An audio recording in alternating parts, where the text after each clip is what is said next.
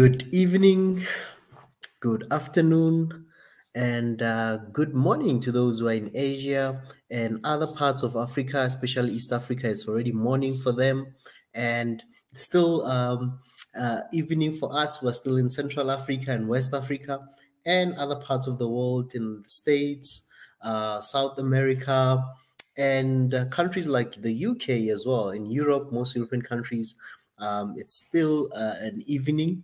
And welcome to those who are joining us from those places. Those who are in Australia, I know it's probably 7 a.m. or 8 a.m. in the morning.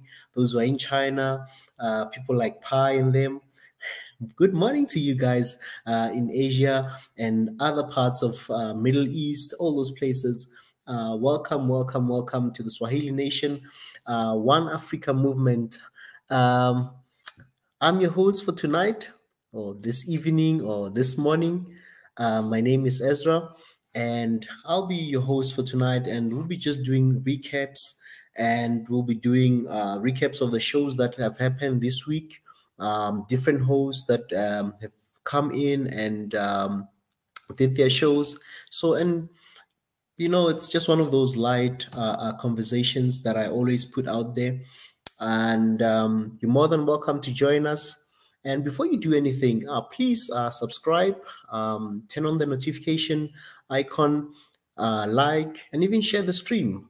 Yeah, and let's keep the movement rolling. And for those who have subscribed, you can also join the membership, our YouTube membership program, and you can choose any category that you want to do, and be part of this family and really support this media platform, and be part of this family, and let's grow together.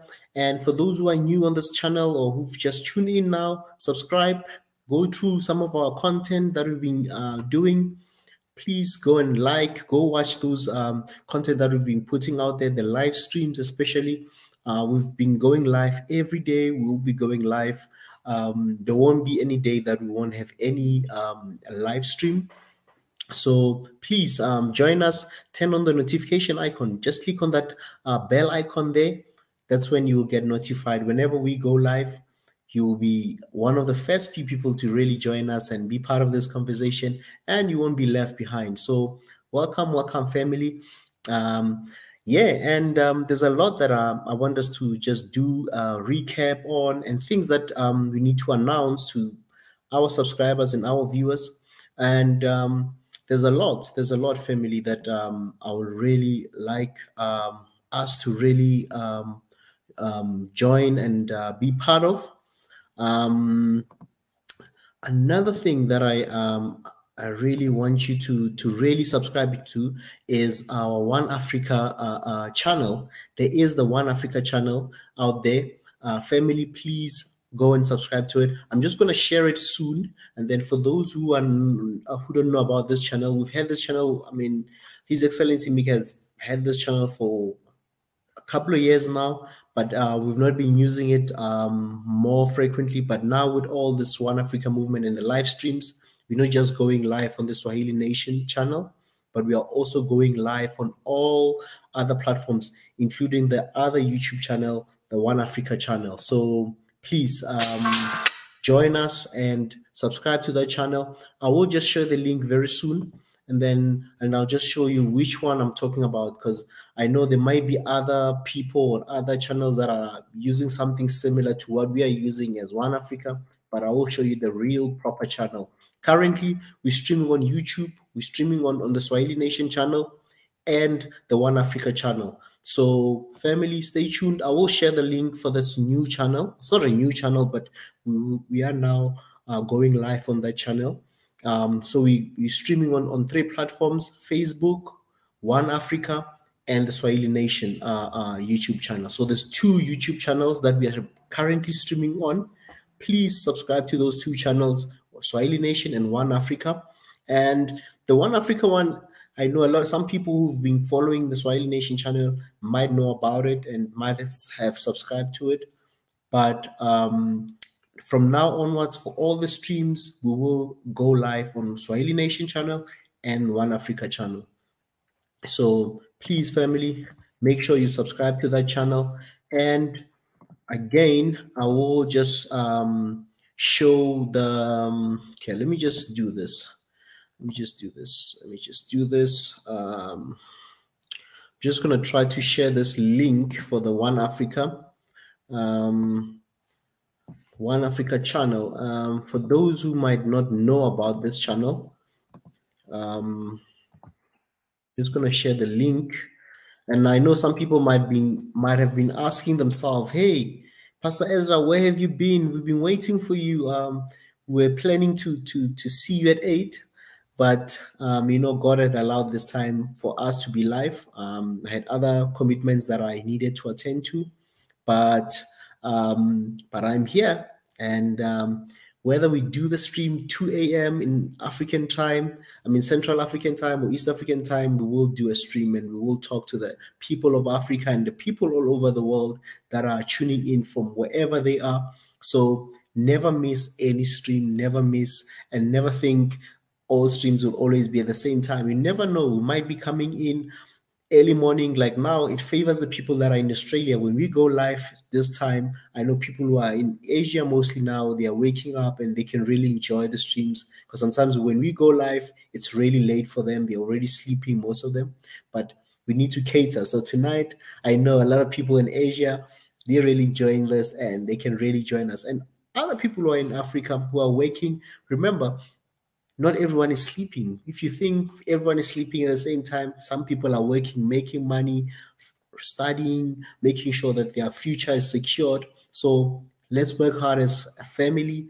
Let us always stay focused. Let us continue making sure that we set ourselves our goals. We achieve each and every goal that we've set for ourselves. So family, please, let's continue supporting this channel and continue building our own future, making sure that everything that we set to do, we do achieve it. So I would love to encourage you with those words.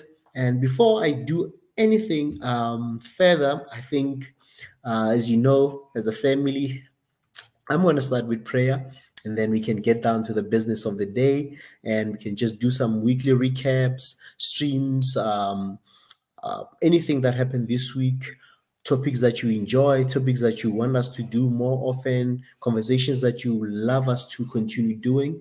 So family, continue supporting, and we will keep on pushing this platform for you and meeting your expectations. So yeah, thank you, Abba Father, for this night. Thank you as we are meeting as brothers and sisters.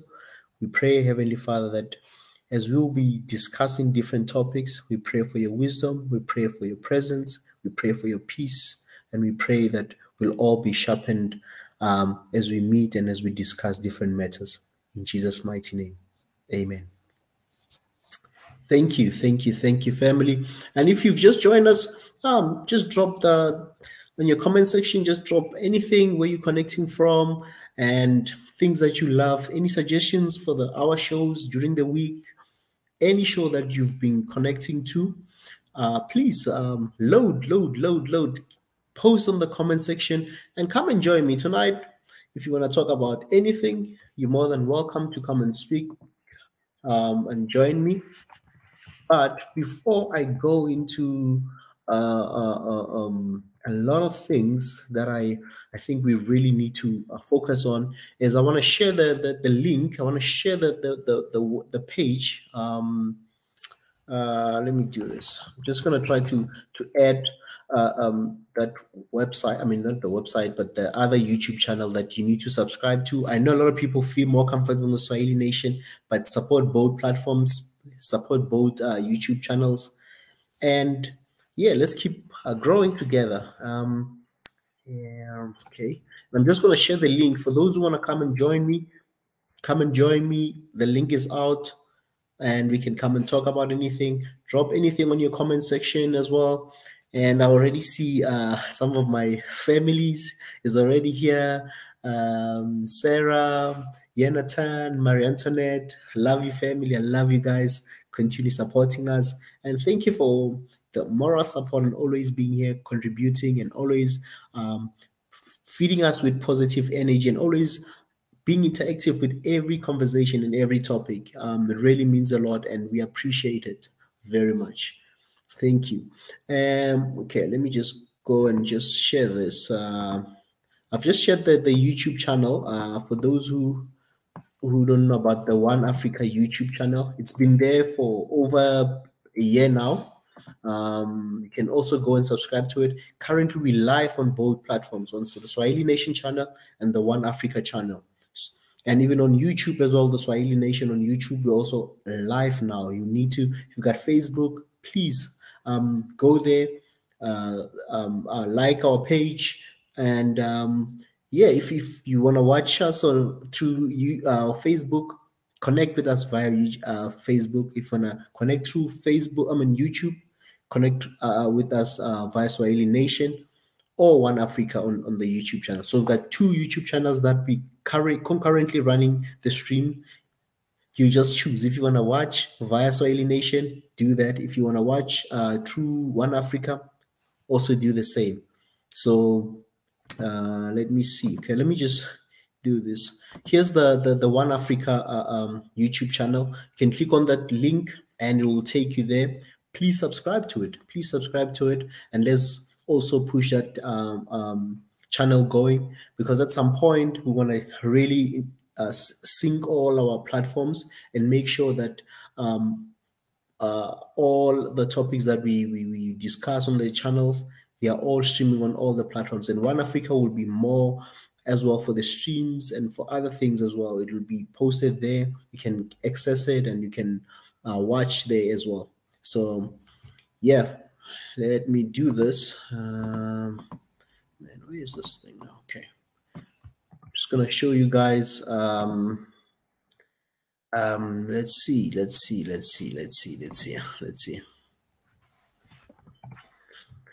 I'm just gonna do this. I wanna open quickly the that YouTube channel. For some people who don't know, we have a channel. Those who just joined us, One Africa, One Africa. Okay, let me just share this channel for those who don't know about it, and those who've already subscribed to Swahili Nation, go and subscribe to One Africa as well. So these are the two channels that we want you guys to really subscribe to. Here's our new channel. It's not a new channel, it's been there, but it's not really been active. We've not been loading a lot. Most of the things have been loaded on the Swahili Nation. So please go and subscribe to this channel. Let me do this. I'm just gonna hide my face. Go and subscribe, family. You'll see there's a banner there: love, peace, unity, and it's called One Africa. One Africa. OA. That's it. So go and subscribe, family, on this channel right now. If you're a subscriber, our follower on Swahili Nation, this is our sister YouTube channel. It's also part of the Swahili Nation channel. So go and subscribe to those channel. As you can see, currently there's let's see this. There's if you can see, we're already live. It's the same stream that is happening on the Swahili Nation. It's also the same stream is here. Let me just do this. I'll just show you, family. So we are live on both channels. We are live here and right now on the One Africa. So we are live here, and you guys can can watch via One Africa. So this is another our sister channel or sister page. Go in and like this page as well. We are live on these three platforms: Facebook, Swahili Nation. We are live. Swahili Nation YouTube channel. We are live. One Africa. We are live. Whenever we do streams, all these three pages will go live. So whatever is happening on Swahili Nation is also happening on One Africa. So go in and subscribe on this page right now, family. Please, now. For all this, okay, let me do this. We're just gonna share again the stream.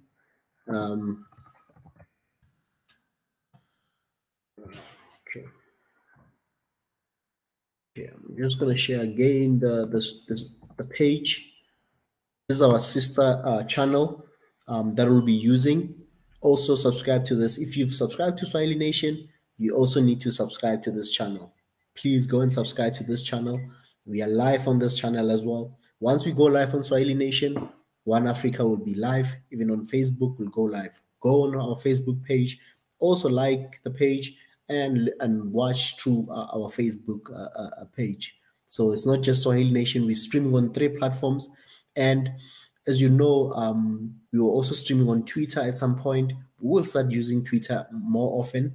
You know, hopefully with the new leadership with Elon Musk buying Twitter, maybe some of the staff will go easy on us, because at some point we were flagged on Twitter because of our voice being a voice of Africa and not backing down. We were flagged a bit on Twitter, but hopefully we'll come back strong on Twitter and start streaming as well on Twitter. And Instagram, we will also be setting up something in the coming weeks and months. And we'll come back strong on all the platforms. We're going to start going more and more. We're going to start streaming live on all different platforms, because we know that some people might not like YouTube, but they might want to stream via maybe Instagram or Twitter or Facebook, whatever platform a person finds more comforting for them to use. You can stream from those platforms. But currently, we're streaming on 2 YouTube channels, One Africa, which I just shared the link.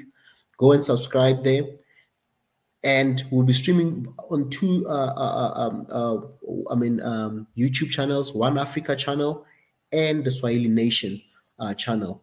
So if you're more comfortable in the Swahili Nation, watch us on Swahili Nation, but you must also subscribe on the One Africa, because that's a sister YouTube channel.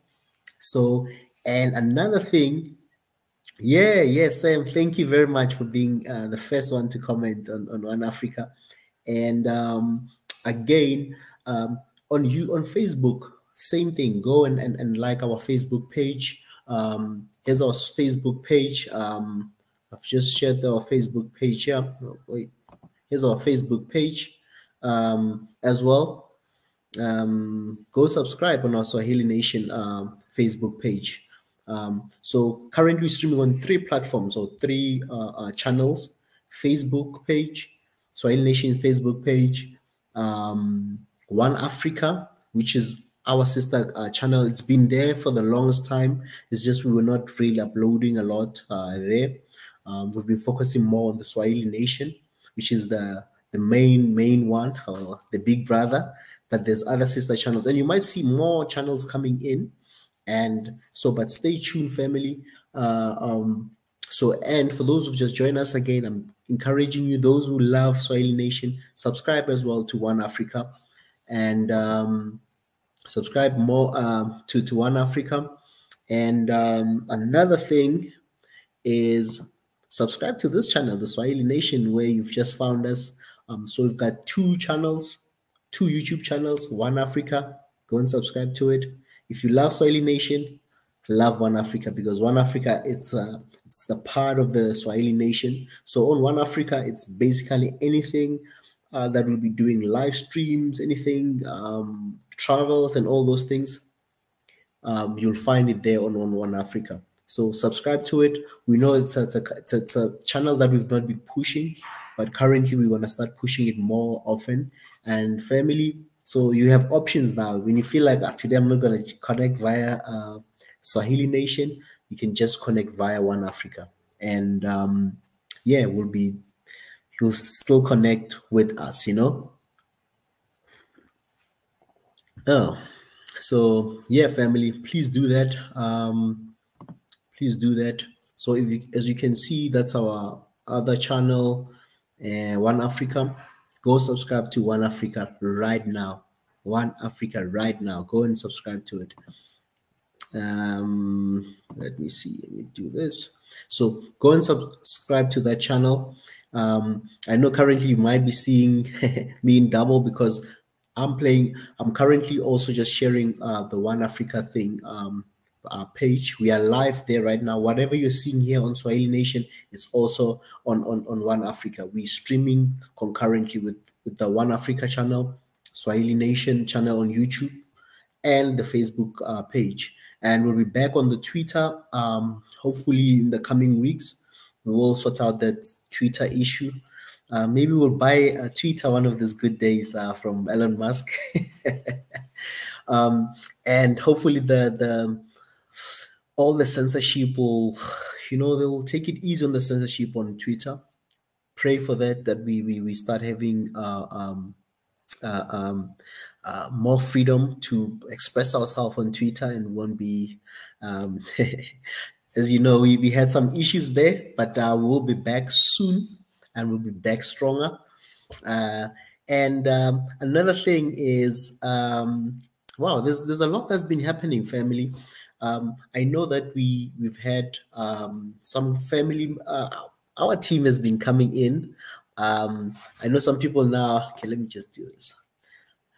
Yeah, so as you know, last night we had a great show with Dr. Ebenezer talking about the opportunities in Africa, and the topic was Africa is poor by choice. What a topic! I enjoyed that conversation. I was watching throughout, and never was a time. I mean, I was just glued, and I was really. I wish I could join in, but I was like, no, I need to listen, and that conversation really hit home for me, and I really analyzed a lot. Thank you to Dr. Ebenezer. And guys, please, every Thursday, 8 p.m. East African time, no, 9 p.m. East African time or 8 p.m. Central African time, Dr. Ebenezer will be live talking about opportunities in Africa and different topics, but basically focusing on our potentials as Africa, what we need to do to move forward, what we need to do to grow as Africans. And we have our brother, I see Brother Paul is here, Brother Paul Justin. I think a lot of family, you were shocked to hear a Swahili Nation fully in Swahili, a show in Swahili. It's called the Swahili Sessions, every Thursday from 5 p.m. East African time, which is like 6 p.m. maybe Central African time. Could be like 11 or 10 a.m. in East American time, Eastern time. Join us for those who want to learn Swahili every Thursday, 5 p.m. with our host, Paul Justin. It's Swahili. Hey, man, you need to come in. You need to learn some Swahili. For those who want to learn a new language, don't tell us about French and other languages, but let's talk Swahili. Come and learn Swahili. And I'm sure Brother Paul has a lot, and I see he's also here tonight joining us. Welcome, Brother Paul. It's called Swahili Sessions. Every Thursday, just before Dr. Ebenezer's show, it's from 5 p.m.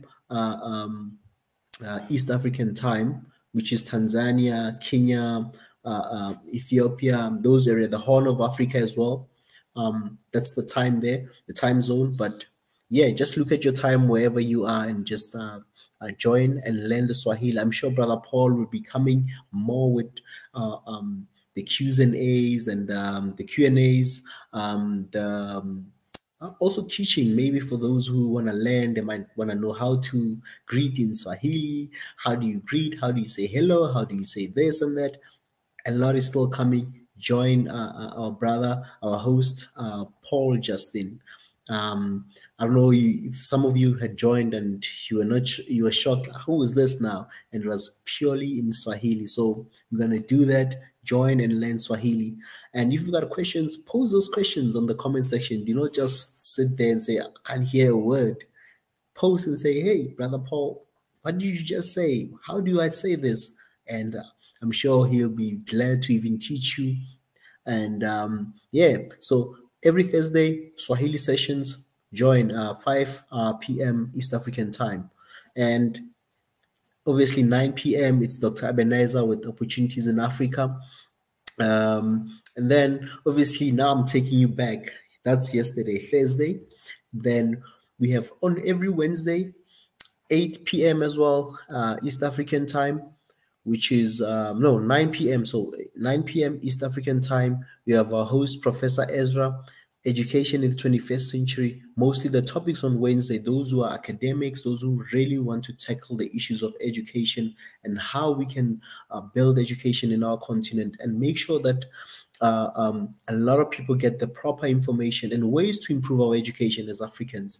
And even any black nation all over the world, it's not just in Africa, those who are in the diaspora, we having challenges with improving education. So, and join us and with our host, Professor Ezra, every Wednesday, 9 p.m. East African time, education, different topics on education. And Tuesdays, Tuesdays, it's a bit. Also, I also enjoyed the Tuesday show by Tenzin, our host Tenzin. Tenzin was teaching us a lot. Family, I know it was some people kind of were heated. It kind of got heated, but it was a great show. With Tenzin was talking about polygamy, marriages, and polygamy, and yeah, that was a great show, really thought-provoking show. I enjoyed that, Tenzin. And I think there's going to be another part 2 of marriages and polygamy, because there was a lot that was discussed, but really a lot of questions of people that were still into it. And join us, join Tenzin every Tuesday, 8 p.m. East African time, unless stated otherwise. And what else? Oh, and Mondays. Mondays, oh man, Mondays is gonna go down really. We're gonna have a lot of conversation, a lot of interviews with different influential people. I don't know if some of you are watching. His Excellency Mika was here, and he was hosting. He had our guest from a network, Kizwalo. I just kind of forgot the surname. But on Monday, His Excellency was here, and there'll be more people coming in this coming week.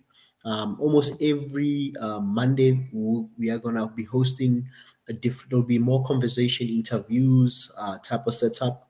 But even other streams, I mean, between Monday to Sunday, we will be having different guest speakers, different influential people in society, known to the public or unknown to maybe the public, but we'll be bringing more guests to our shows and talking different topics. So, but every Monday, normally His Excellency Mika will be here with mostly conversation and interviews from different people in society, CEOs, MDs, I mean, different people in society. It's not just business people, but every person who's influential, be the young or old in Africa, who are making a difference. He'll be here with us and doing those streams. And then every Sunday, when the Tezi, Mr. Mombasa, every Sunday, Mr. Mombasa will be here. The Hidden Hand, it's called The Hidden Hand. His show is called The Hidden Hand Show. Mundatezi will be here with us, obviously talking about different topics, different thought-provoking topics, and the things that are influencing society that sometimes are not looked into. He'll be here talking about such things. And what else? Yeah, Mundatezi, join us every Sunday as well, 8 p.m. East African time. He'll be here. And he's coming with creative ways. He's rapping. He's putting beats on the show. Very creative. I really enjoyed that, Mundatezi. And another thing, I think I'm just gonna play some of the streams. I need to show some of the guys. I know some people only have time to really watch the streams on Fridays because during the week it's not easy for them. But we'll be sharing some of the streams, going through it, and talking about anything that has been the highlights of this week for you. What have you been up to? On a Friday, we just want to take it easy. We don't just want to bombard you with so much information, but just want to take it easy. If you want to talk about anything, relationships, come, let's talk. Want to talk about anything? Come, family. What else? And for those who've just joined us, we have a new, we don't have a new, it's not new, but we're now going to be utilizing this One Africa YouTube page. Go and subscribe to this page. I've just shared the link there. Go and subscribe to it. Every live stream will be be streamed on both Swahili Nation and One Africa. One Africa channel, there's a channel that we've had for almost 2 years, One Africa and Swahili Nation. One Africa is a sister company, a sister channel of Swahili Nation. For those who don't know, go and subscribe to it. If you want to watch anything via One Africa YouTube channel, you can watch it there. If you want to watch through Swahili Nation, you can watch it here. But subscribe on both channels, please, man. Subscribe on both channels. And let me see what else is up for discussion tonight. Really, some people, I'll answer them later on. I see that I've got questions, people asking me questions. I can hear a bit of Swahili for those who are asking me through listening. And some of their languages, some of Swahili is similar to my language as well. Some of the language I can hear, some of the words, they're similar to my home language. Hence, I can pick up. And how you learn a language is easy when you listen to people speaking and their actions. Africans is the more you listen to people speaking their language, and they also with their actions, bodily language, that's where you learn quicker than if somebody just gives you textbook and say, hello means this. Sometimes there's an expression. African people are very expressive. So how they greet, there's also an expression to how you greet, depending on also the people that you're addressing. Whether it's an elder, there's a way of how you greet an elder, there's a way you greet your peers. So I enjoy more when I watch people talk, or I ask them when they talk. Then I learn quick with actions. When I'm very observant. I observe so much and I can really pick up a lot of things. That's how I learn. And I've had friends that I went to school with who spoke Swahili, who were from East Africa, Kenya to be specific. I had a lot of peers from Kenya. Yeah, and what else? Oh yeah, hey man, there's great news in Africa. I need to take that one. There's something I also want to share with the family. Something great. And last night we also went live. I don't know if you saw Mika and Miki, Tuna Cheki family. I hope you also subscribe to his channel. Tuna Cheki. Ah man. They've just reached 1 million. Tuna Cheki has just reached 1 million. Congrats to Tuna Cheki. Also support our brother there and subscribe to his channel. Tuna Cheki is Mickey's channel. Please subscribe. Continue subscribe to those who have not subscribed to his channel. Last night, because already last night, even in Central is already the Saturday morning. But yesterday, Tuna Cheki, the YouTube channel Tuna Cheki, reached 1 million. Congratulations to Tuna Cheki. What a milestone.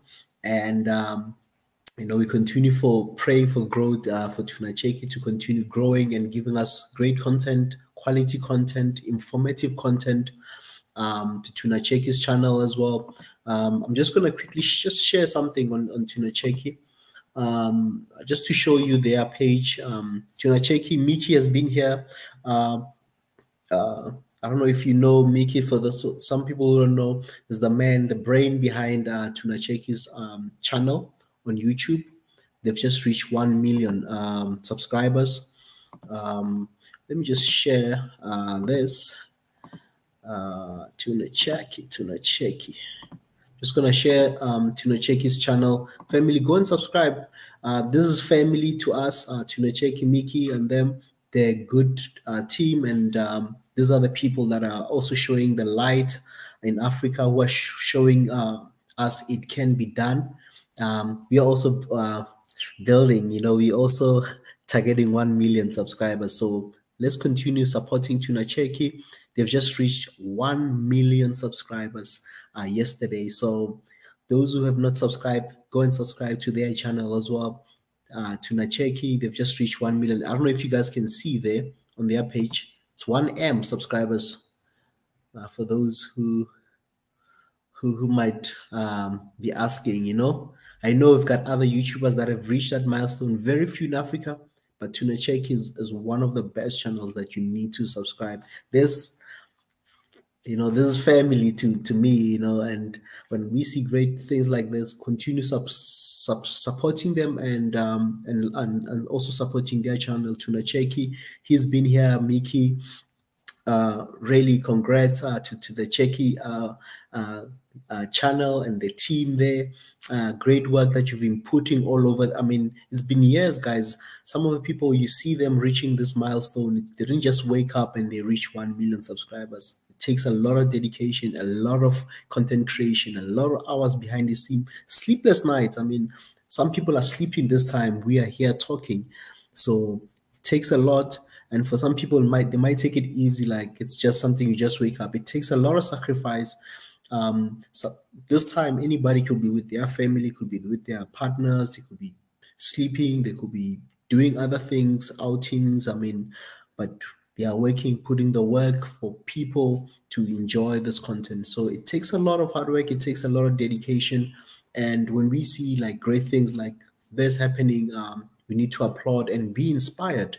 We really need to be inspired. We are inspired by Miki and Tuna Cheki channel and the whole team there. They're doing a great job. And congratulations again to them for reaching 1 million subscribers yesterday. So this is a big milestone, family. Go and subscribe to them as well and support them. So yeah, that's that.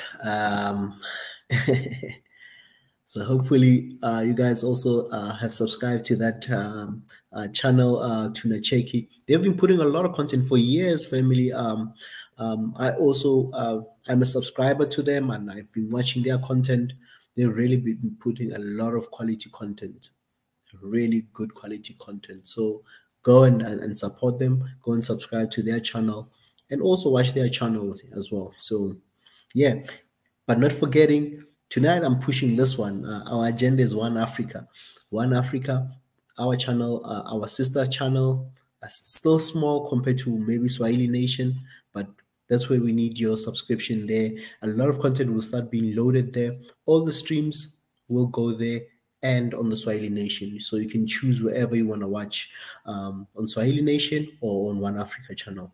So yeah, I've just shared this link as well. Go and subscribe there. And if you want to join me and we can come and talk, anything. Let's see. Okay, can join me if you want to come and speak to me. I've just shared the live stream link. Come and join me. Come, let's talk and let's see what we can talk about. Is there something that you need us to highlight? Oh, by the way, we've got Biggie tomorrow or today or tonight, later on today. What's this? Biggie with the diaspora talk. People that have left their homelands for greener pastures, the challenges they are facing, the good things they've achieved since leaving the continent, or even just maybe moving around the continent, or even living abroad. How is life that side, studying, all those things, the benefits of moving, the challenges, the culture shock. So join Biggie every Saturday, 8 p.m. as well, 9 p.m. East African time, with our host Biggie, talking about the diaspora talk, different topics on diaspora, and teaching us a lot, because once we hear somebody is in a different country, they've left for America, the US, Australia, all this popular nations, we tend to think, wow, they must be making money, they must have been living the life, and we're looking at maybe the exchange rate, we're thinking, oh man, these guys are making a lot of money. But there's challenges also for people that leave our continent. They've got challenges over on the other side, and they're trying to share. Big is trying to highlight those things that are happening in those countries. So please join Biggie every Saturday, 9 p.m. East African time or 8 p.m. Central African time, and learn more about the Diaspora Talk. It's called the Diaspora Talk show. And obviously, we got myself here on Fridays. But I might be coming in now and then for somewhere during the week with other streams as well. So never think it's only on Fridays or why I've not been seeing me a lot. But sometimes I'm in the background. I also learn. Just like everybody else, there's time to learn, there's time to teach, there's time to listen, all of those things. So always be encouraged. We are always here as a family, and I see a lot of the guys. And again, our brother, for those who want to learn Swahili, Paul, every Thursday, 5 p.m. East African time, every Thursday. Let me see here. No, Sam, I see Sam is asking. It's not 8 p.m. East African time. It's 5 p.m. It's 5 p.m. Swahili sessions. It's 5 p.m. East African time.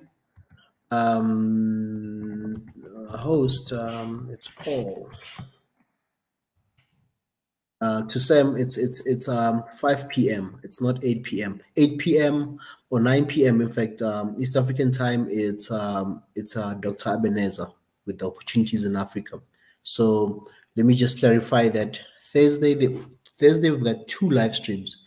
5 p.m. is the Swahili Nation. 5 p.m.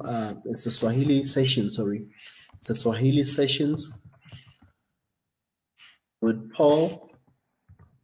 And 9 p.m. it's Dr. Ebenezer. The topic it's opportunities in Africa.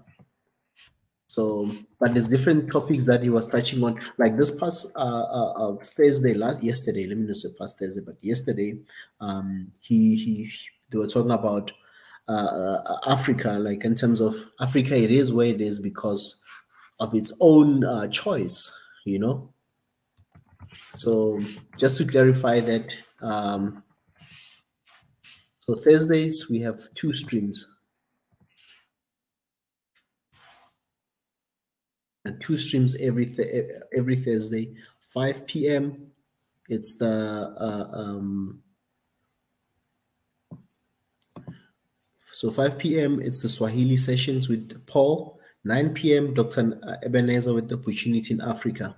So every Thursday we've got 2 streams on every Thursday. So yeah, hopefully you that is noted.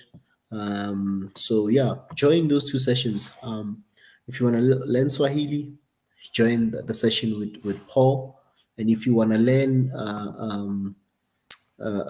what's this?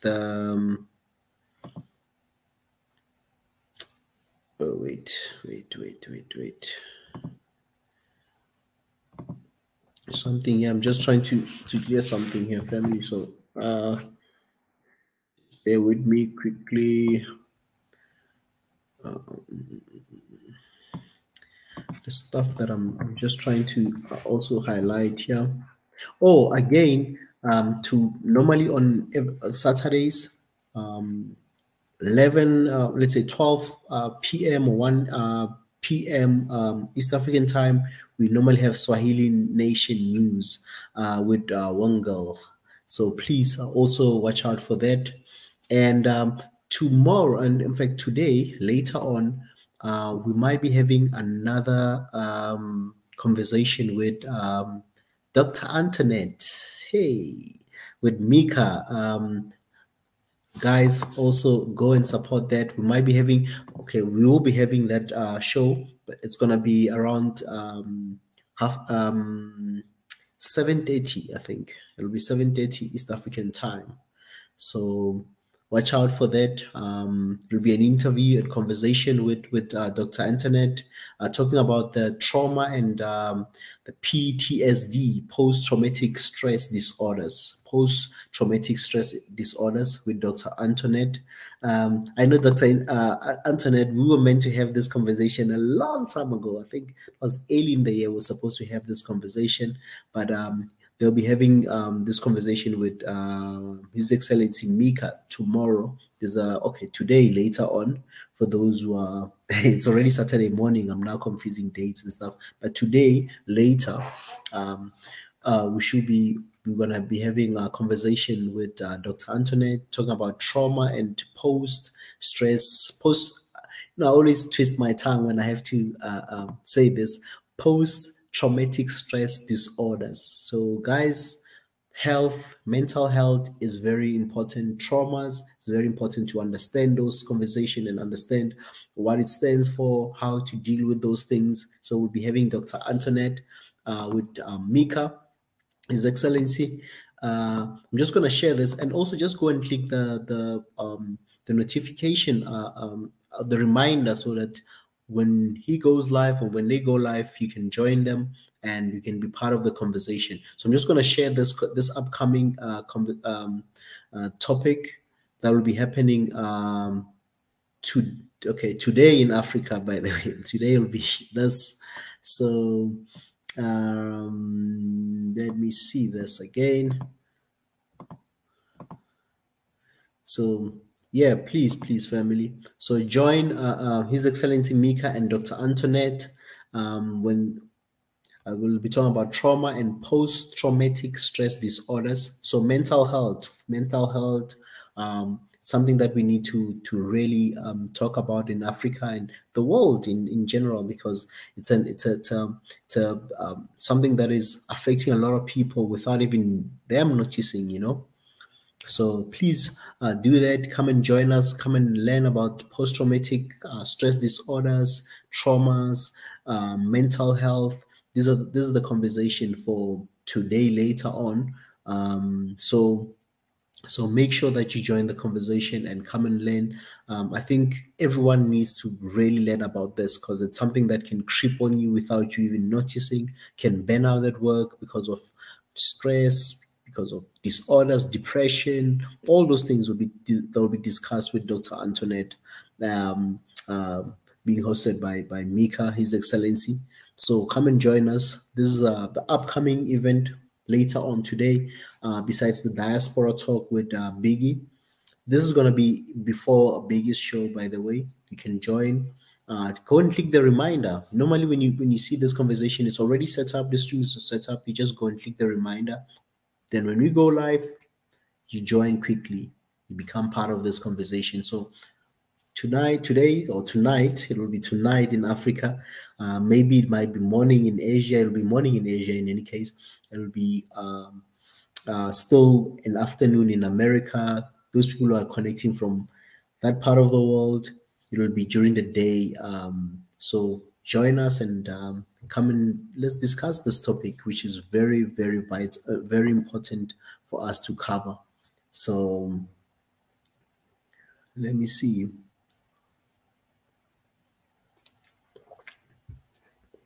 I need to attend. Family, I see somebody. I see Jonathan. Are you traumatized?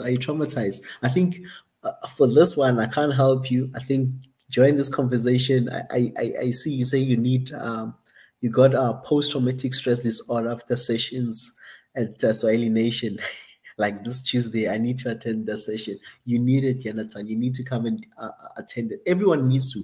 Mental health affects everyone. Doesn't matter who you are, how intelligent you may think you are, how you've got everything figured out. At least to learn, so that it doesn't really creep on you. So a lot of people have been affected by this without them even knowing. Others is childhood traumas, others is like adult traumas, things that we go through every day, be it work, be it relationships.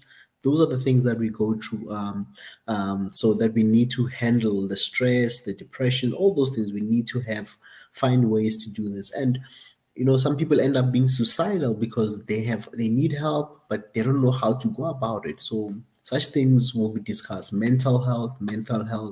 I can't stress this enough, family, that you need to come and join this and learn from this. So, and I see, I want to learn. Oh, Marit. Let me see. Marit, I'm also having coffee, by the way. But I drink coffee anytime, so and I can sleep. I can even drink an energy drink and I can sleep if I need to. Um, the bookshelf. I want to learn how to make such a bookshelf. Marit, that this bookshelf was done by my father. My dad did this. Um, how to make this? Phew, I think we need to bring him here one of these days. Hopefully he won't be shy. He won't be camera shy, and he can tell us how he did this. He's a handyman. He's my father's in terms of his hands. He's got tools, drills, got a lot of things, and he normally does a lot of things in the house. Yeah, and this took him a while because he was doing this and doing something else.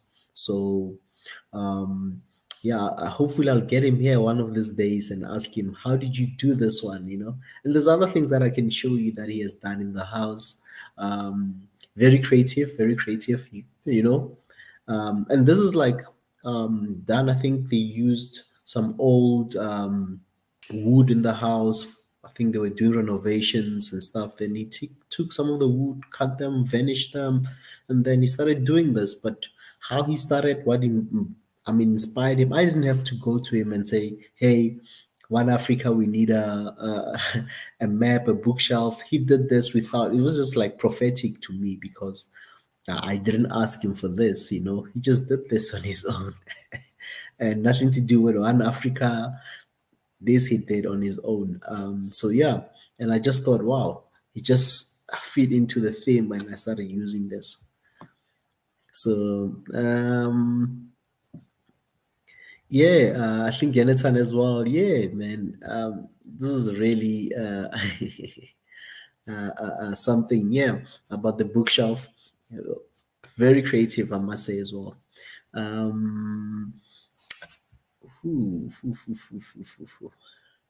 Yeah, Marit. Oh wow, thank you very much as well. Marit, she loves the bookshelf. Yeah, I'll try to get him just to ask him. And yeah, but this was like all cupboards and some other wooden stuff that were moved from the house. So he did this. So yeah, I took over this. So yeah, I just took over this now. Let's see. Yeah, family. So do not forget to join His Excellency Mika today for this conversation about trauma and post-traumatic stress disorders or mental health. Just to be in general, this is mental health. So join. And what else is coming? There's a lot of upcoming shows, family. Always subscribe, and also Swahili Nation, those who normally come here, please also subscribe, because we see a lot of people joining us but they don't subscribe. They join every night, they don't subscribe. So please do that. Subscribe. So I'm just gonna do some announcement on some of the upcoming shows that you guys need to look out for. We've got this mental health later on today, and diaspora talk. So which means just set yourself ready from this time. Just click on the reminder. You can go to the stream and click the reminder. It's already set up. You just click on the reminder, and when we go live, then you'll be able to join and be part of that conversation. Let's see. I want to also just share something that I needed to share. Again, it has to do with the upcoming shows. As I said, tomorrow we have 2 live streams. It'll be Mika and Dr. Antoinette for the mental health program, or trauma and post-traumatic stress disorders. And then there'll be biggest show after that, which is a diaspora talk. So go and check that one out. Set the reminder as well. If you've not yet set the reminder, just also click on my reminder, There will be 9 p.m. East African time. Biggie, the Diaspora Talk. Please go and click on the reminder so that when he goes live, you'll be able to join. The stream is already set up as well. So I'm just going through, guys, notifications, things that you need to look out for. Since we're doing the weekly recap, be going through anything, and if there's any conversation that you enjoyed in this week, that you feel that no, we need to really go deeper into it, please do that. You know, so go and subscribe, and just come in, man, come in, let's talk, family. I see some people are there. Hey, Sam, you still maybe you should be appearing today. It'll be really great to be with you here. I need to leave you on this show, Sam. I need to go somewhere. I want Sam to come in, and Marit, I want you to come in. Even Jonathan, I think you guys need to come in here. I'm gonna leave you on the show. I'll hand over the show to you guys, and you can run it anyhow you want. I can do other things as well. So, what else? Yeah, the Diaspora Talk. That's another show for tomorrow. And what else that I'll be doing? Okay, besides the Diaspora Talk with Biggie, I'm just gonna share again on Sunday, Mwenda Tezi with the Hidden Hand.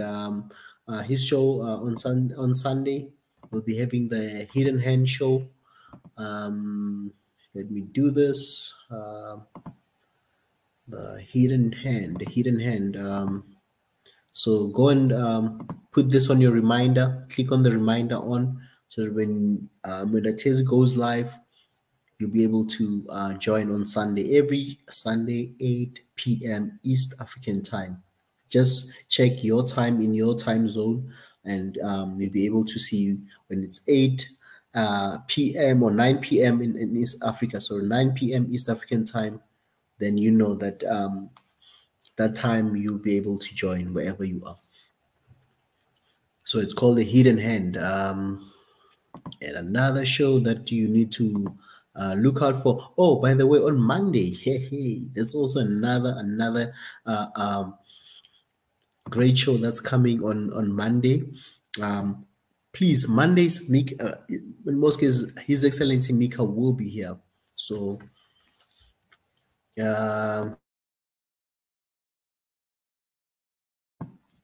when he's here, on Monday, there's another conversation, another interview with Fernandez. Okay, let me just share you this. Benjamin Fernandez. Just going to share this just as a quick reminder as well. On Monday, there will be another interview here.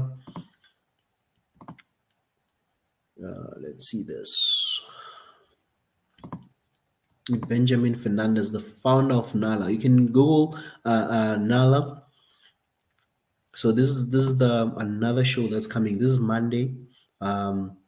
His Excellency will be doing the interview with the founder of NALA. So join that conversation. Come and get inspired.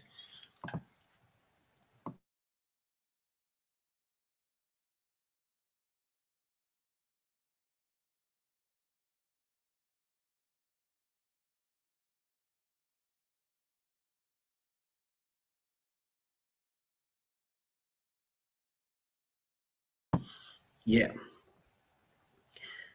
that's I see Jonathan is already here. Welcome, Jonathan. Hey, what's up, Ezra? Hopefully you can hear me okay. Yeah, I'm all good, man. I'm just having my coffee, yeah. Oh, well, yeah, I can see that. Hope your week has been going well. I figured I'll jump in and kind of give a little roundup about this week from my angle, because I think I attended everybody's show this week, actually. As you know, Tuesday was a very interesting think what happened Monday? I forget. Like the whole week was just kind of crazy. What was on Monday? Was that? Monday was Mika. Oh yeah. That was it was kind of conversation all over the kind of place. But Tuesday was quite interesting. What Tanzan did, and that was yeah, it was a hot topic for sure. And we got to really see people's perspective about culture. I think some people didn't understand that it was a conversation, not a promotion of or whatever. But it was quite heated. That's why earlier I said, I had PTSD after that because it was quite intense. But it was beautiful. I think these are the kind of conversations we need to have. So that was good. I'm just kind of rounding up my experience of this week. And Wednesday was Mwandetezi. No. Sunday. Sunday was Mandatezi. Yeah. Wednesday was Prof. Ezra. Oh yeah, Professor Ezra. I did manage to get on that. I was because Ezra is very philosophical.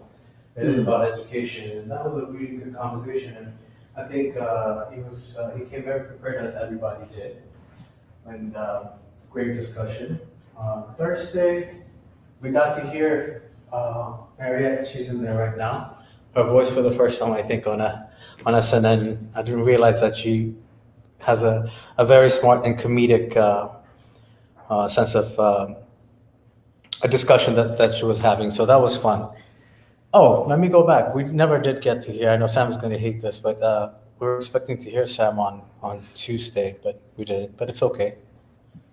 All right. So and then here we are. Yesterday was amazing. Really, really was. I think Ebenezer did an amazing job. This is only the second week of everybody's shows, I think, right? So I was really personally impressed, and obviously congratulations to everybody for being very professional, showing up on time, doing their show very prepared and good engagement and all of that. I know that for a lot of people, the hours are kind of crazy.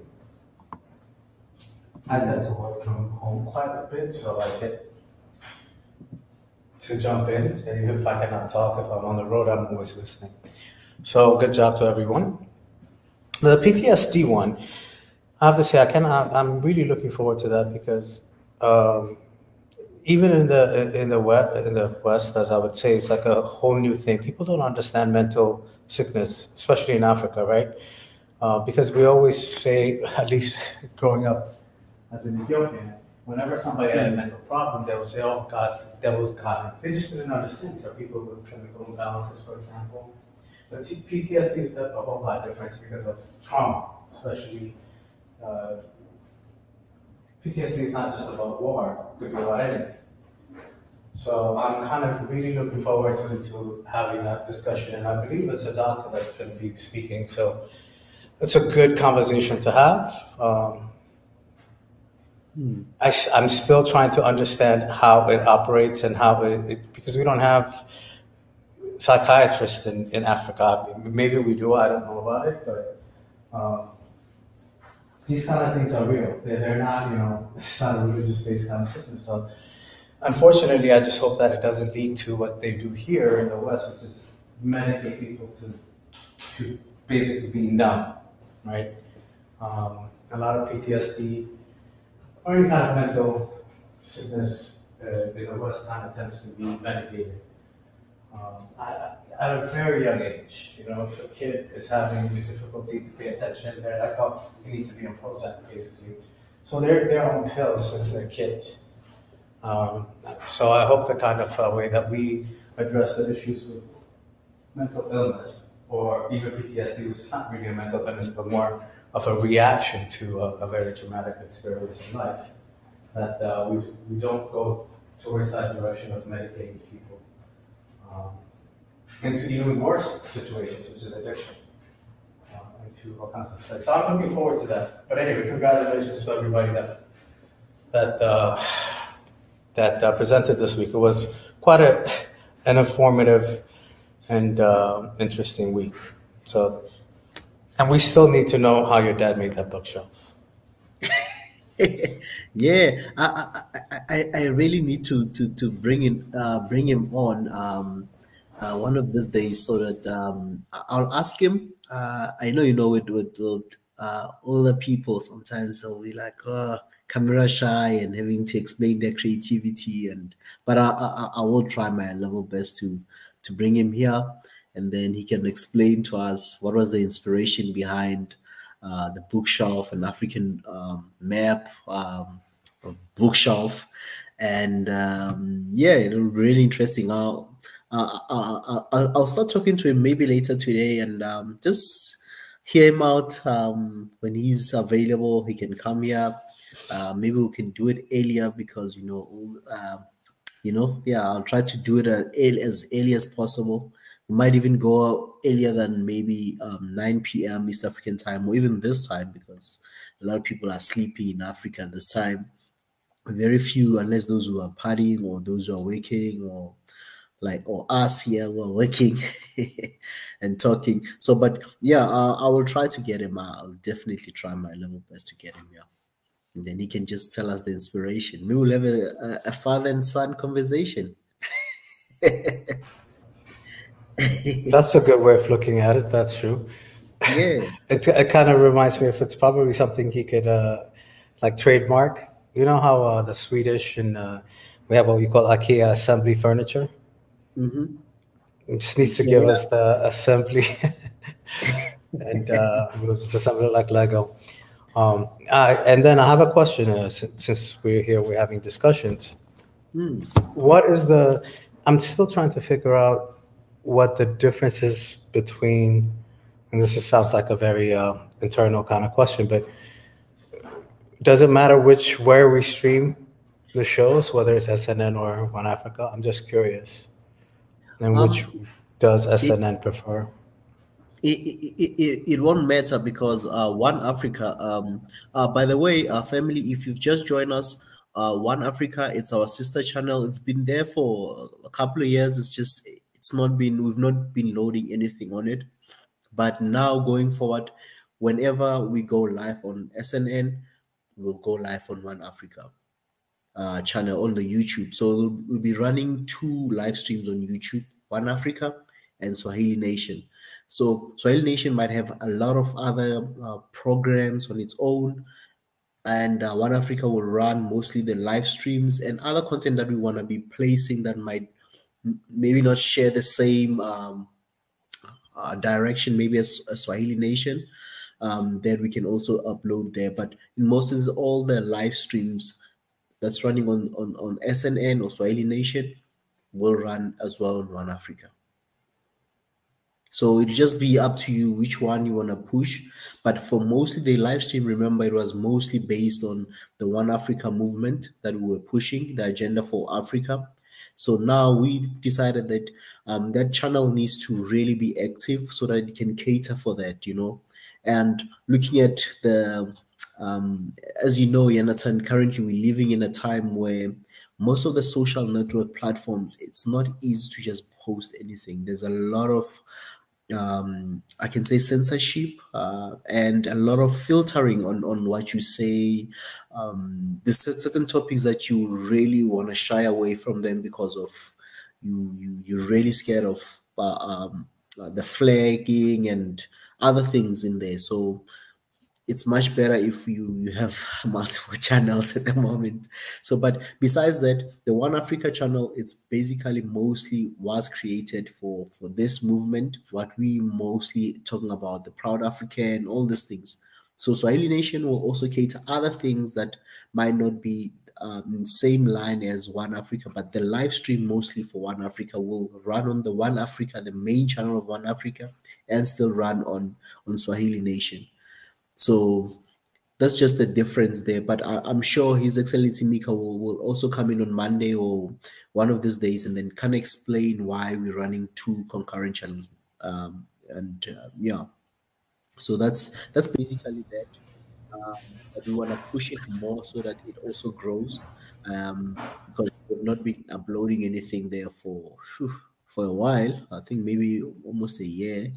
So yeah, now all the live streams like now we are running on One Africa channel. For those who just joined us, please go and subscribe to One Africa. It's a channel, a sister channel to Swahili Nation. Yeah, so it's there. It's a baby sister of Swahili Nation. We're not saying, hey, move away from Swahili Nation, go to One Africa now. So we're running both wherever you feel more comfortable, but we'll greatly enjoy if you join both. If today, Mondays, you want to go on One Africa, go there. If you want to be on Swahili Nation, be here. If you want to watch via YouTube, go there. And we'll get the Twitter thing also back on. Some of the live streams that we did a couple of weeks ago, we had some live streams on Twitter as well before we had that issue with some of the things that were flagged on Mika's profile on the Twitter account. So yeah, but we planning to re-establish that as well for those who enjoy Twitter, because we've noticed that we've realized that Jonathan, you always have people love using different platforms. For you, maybe using YouTube is you're more comfortable. For some people they might be scared of the data usage you're using YouTube. Or others that really love being on Facebook. If they're on they enjoy being there, we can reach out to them, because we have people who watch on different platforms or who love such content, but they might not have access currently. It might be maybe a Facebook person more. They spend most of their time on Facebook, and they don't really go so much on YouTube. So meaning we're missing out. They are missing out on some of the important things that they could be catching on that we're discussing here. So we're trying to reach as many platforms as possible, so that where you feel more comfortable, we can reach you there. All right, that makes sense. As far as recommending topics, and this goes to so many people that are doing shows on this platform now, what happened to the No More movement? That's like a question mark. Huh? Somebody needs to do a show about what happened to the No More movement, question mark. Like, what happened? Like, seriously, like, what happened? That it wasn't just a movement about Ethiopia. I think it was a movement about Africans standing up in general, and it just, nobody even mentions it anymore. And I'm just kind of curious, and nobody's having that discussion. So I don't know whose show it could possibly be a tackle. Maybe we'll invite somebody that kind of started that as well on the show. Who knows? But like, what happened? I'm asking. So I'm sure there are a lot of people that are curious to know, right? Definitely. The normal movement, I think we just need to I think currently we've been swamped by most people currently. Have you realized we've moved from the sea stuff, the seasickness that was all over the place, the C919 sickness, and then the war just took over there in I don't want to even use those names, because of the strikes and filters and stuff. The war that's currently happening there in Europe, Eurasia, it's like it has taken over. If you watch any news corporation worldwide, it's just that war. There's nothing really that, it's just analysis, the war, who bombed what, it's just that. And I think it has really taken a lot of attention away from other things that were really important that people are still pushing. So, but I think for us, we still support the normal movement. If there's anything that is really that needs us, we will still, join forces with the normal movement people. We still support that, as long as it's for the agenda of making sure that justice is served and justice is protected and highlighted if there's any matters that affect people and we see any unfair treatment on our people. So we will support normal movement, and we still support the normal movement. Anytime when there's anything that they want to share with us or they want to highlight, I think they are also families. They're still welcome to join us.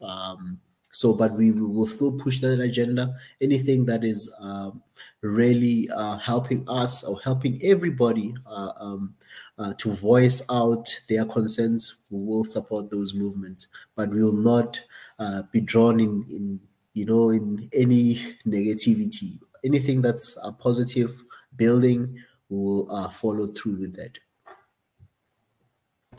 Thanks. I think you answered my question.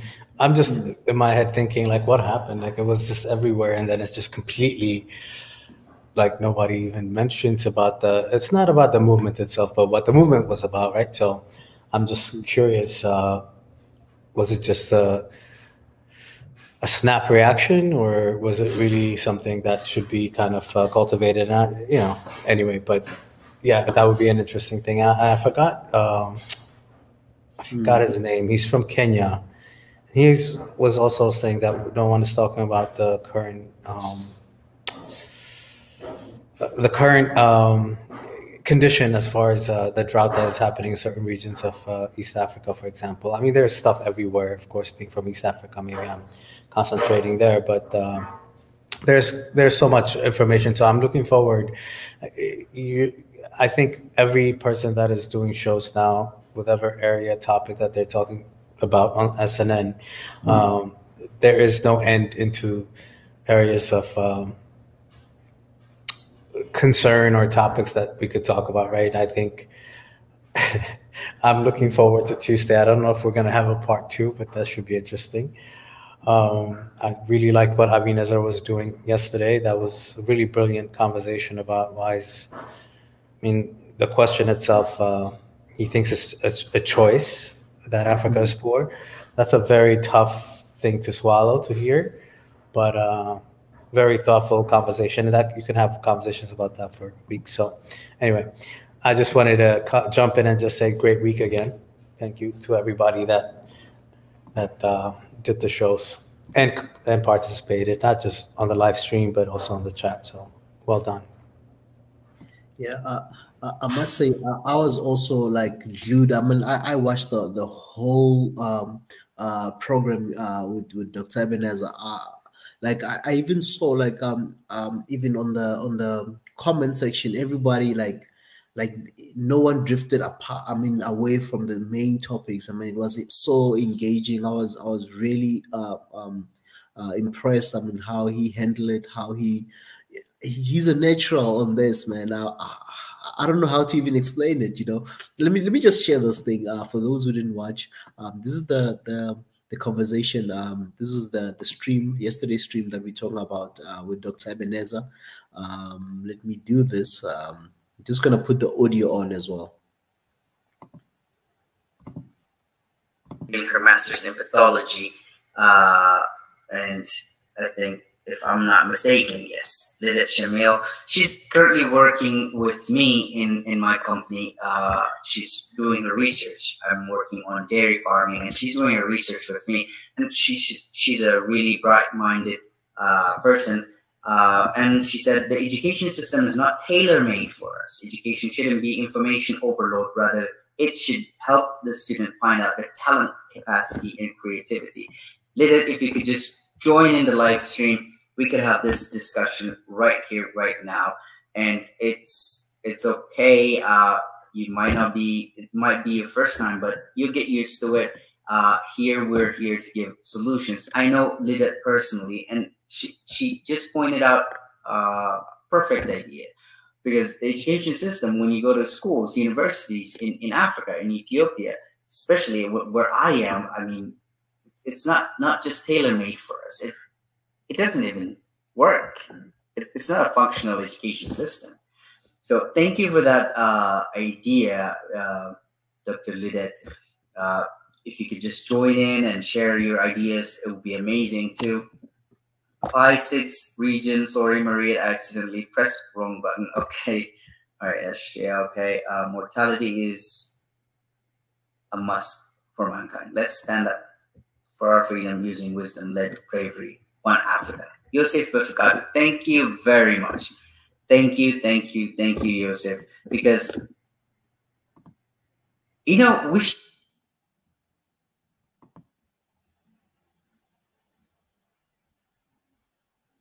wisely, and then we should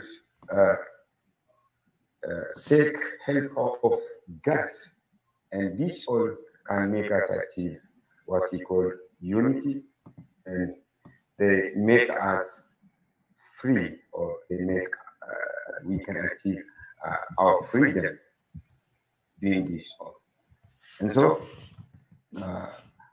one should not refrain from acting to get what he or she deserves just for fear of death.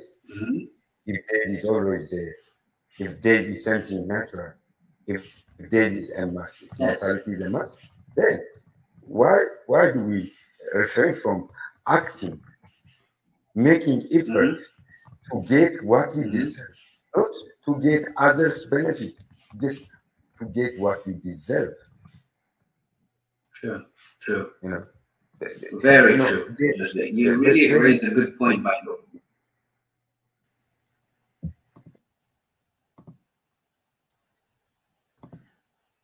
So yeah, that was the show that yesterday's show with Dr. Beneza is Africa Poor by Choice. That was the conversation, the main topic of the show yesterday is Africa Poor by Choice, and I recommend that, highly recommend that whenever you get time, if you didn't watch, go and watch it. Even if you watch it, go and watch it. That was a great topic, a really engaging show, a lot of things, a lot of insight that was done there. And I think that topic deserves another, an addition to it. Jonathan, I think it'll be nice to for him to continue one of the sessions in the coming sessions. Maybe he must just prep another show regarding that topic, because it's really broad and there's a lot that we can talk about from there. Oh, I completely agree, and it's endless, obviously. Again, that was a very tough question, because you kind of have to look at yourself in the mirror as an African. Is it by choice, really? That's hard to consume. And of course, there was this whole thing at the end, I think, about a certain generation, or just Africans, I think, being afraid of change. Perhaps why the answer could lie, and that actually was not brought up by him. It was by, I'm trying to remember who it was that said that. I don't know if it was Sanu or somebody, and talking about a specific generation that is very scared to change, that we kind of lean on quite a bit. But anyway, it was a great conversation. I have to tell him that he was definitely a pro. So considering the fact that most of everybody on this is it's their first time doing a live stream, well done and well prepared. So yeah, definitely enjoyed that one. Looking more forward to more of those kind of conversations for sure. Obviously, you're in the background, Ezra. So maybe, since it was a topic of the week, what do you think? Is it a choice? I think there's a yes and a no. there's policies that are I think there's policies where it's not our choice, because we sign up to things that we thought they were going to benefit us, but they are not. And a yes where there's certain things that it's still up to us on resolving them and coming up with ways that will really help us as a continent to improve and even get better and change the economic landscape, the educational landscape, everything that we need to do. It will also start with us as a people. That's where now we need to take responsibility, because we cannot always blame the West to say the West did this to us. They need to give us this. We need reparations. We need this. We need that, and we need that. We need to also come up, find ways that will really help us, and make sure that we come up with policies and things that will really work for us as African solutions, that will really work in our own environments. Because I think sometimes we try to look at other models that have been done elsewhere, and we want to replicate them in our continent, and of which we really fail dismally when we try to sometimes emulate some models from other places. Yeah, and I think that was kind of some of the topics, some of the area that people were talking about, even about democracy, right? So what is that? Does what we understand to be democracy in the West really Is it a function of whatever is happening there, or can you copy paste the kind of thing? I think that came up. So it was quite a very intense conversation, and I hope Dr. Ebenezer and the crew kind of expands on that even more. And I think there's probably went on for 4 hours or something like that, and it was never resolved. And I don't think Dr. Ebenezer said it. I think he said it is our problem, right? So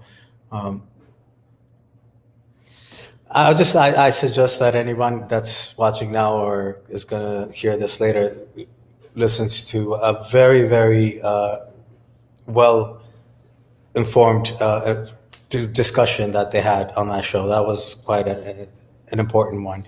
And I think it kind of ties into everything, right? It's also about culture, so it ties into what Tanzan is talking about, right?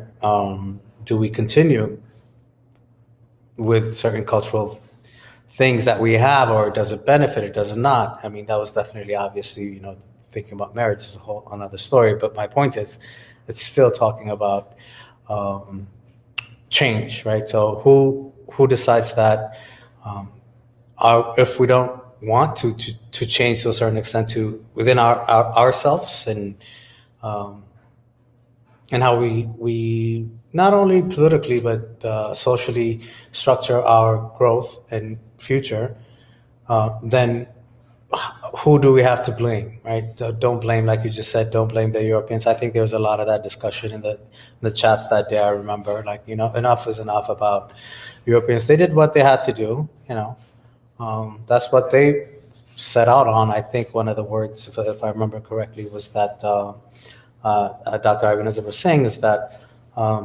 England said, the sun should never set on on their British Empire.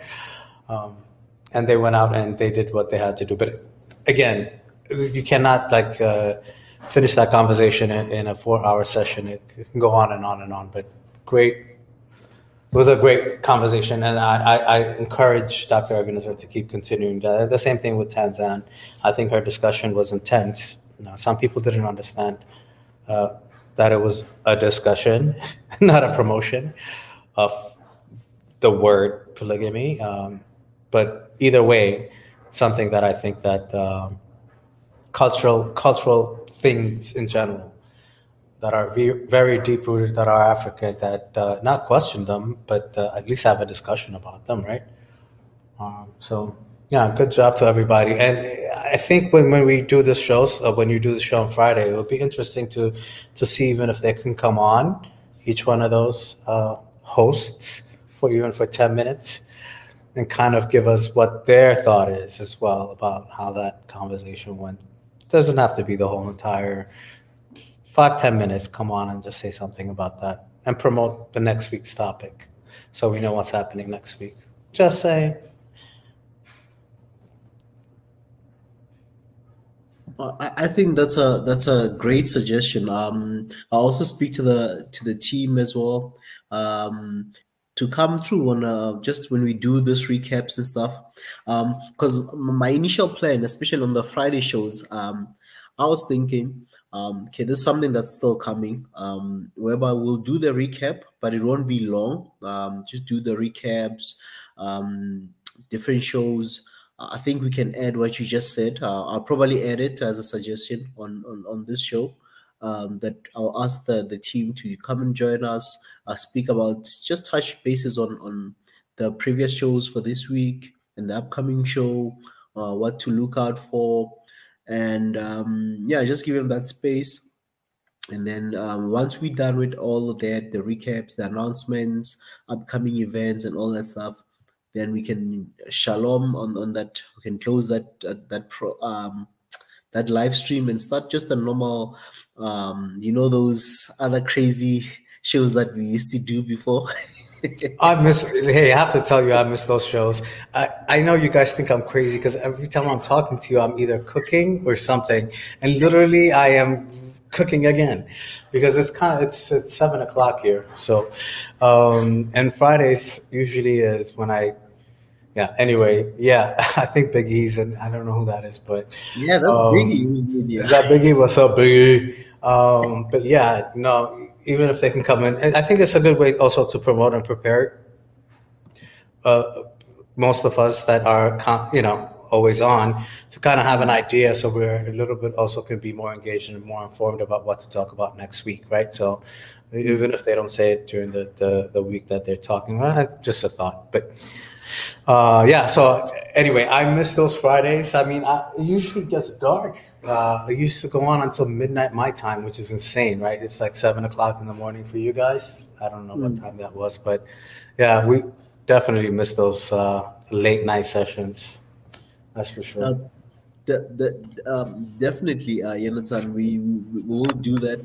I think we're gonna try to shorten the weekly recap.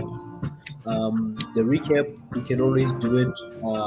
Is Biggie coming in with a soundtrack in the background? Is that what it is? He's like listening to reggae. Hey, is that reggae? I'm listening like to reggae. That. You know, I know. I can hear it's reggae. It's definitely Friday now. I feel it's Friday. And I did it on purpose, so I know everybody's gonna listen to this. So anyway, this is the time that we're all gonna relax. It's Thank you, Biggie. Really let go of the week that we already the seriousness. Let go. Yes, and go forward. Good morning, good afternoon, and good evening to all of you in there that listening to this. Make sure that you subscribe and make sure you like, because I really make sure that I'm outside and I'm listening a little bit of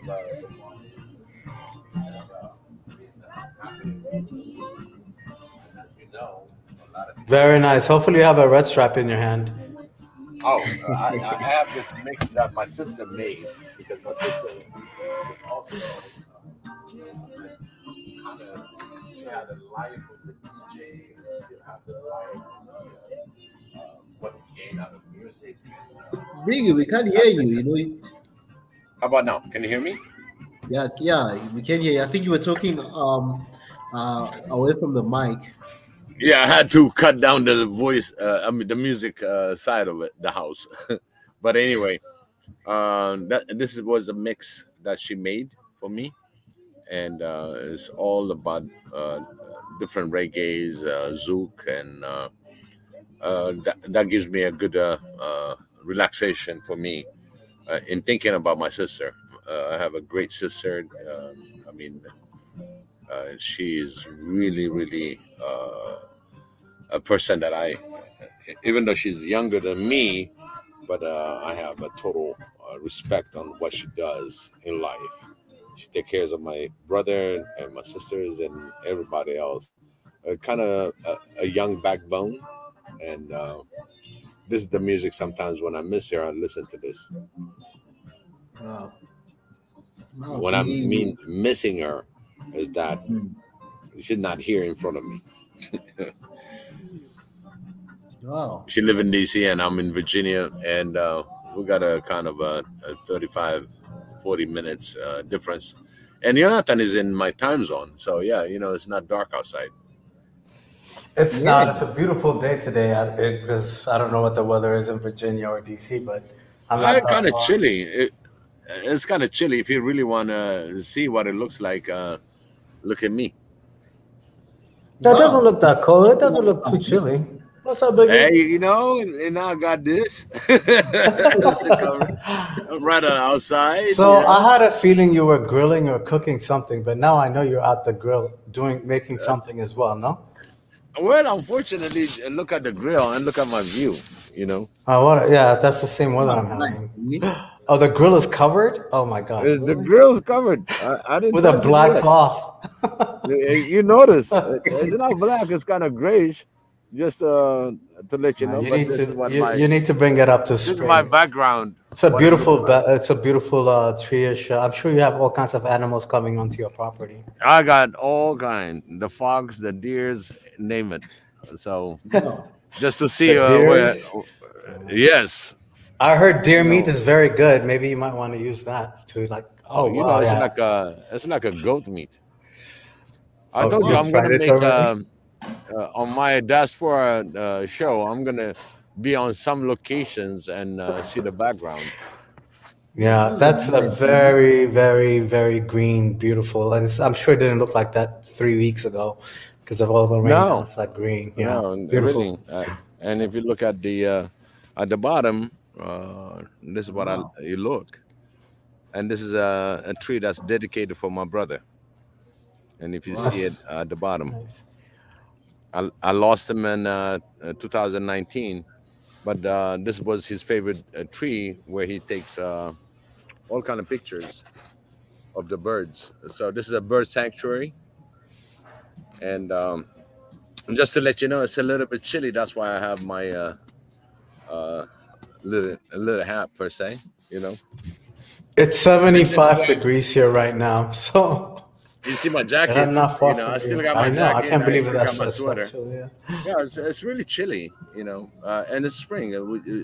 It says 63 degrees in Woodbridge, but I guess you know, Well, you live in real chilly. Woodbridge. That's like that's where the traffic is. I'm sorry. Now we're like going completely about the United States and our little life in the East Coast. But driving through Woodbridge is like, okay. Let me explain to you, Ezra.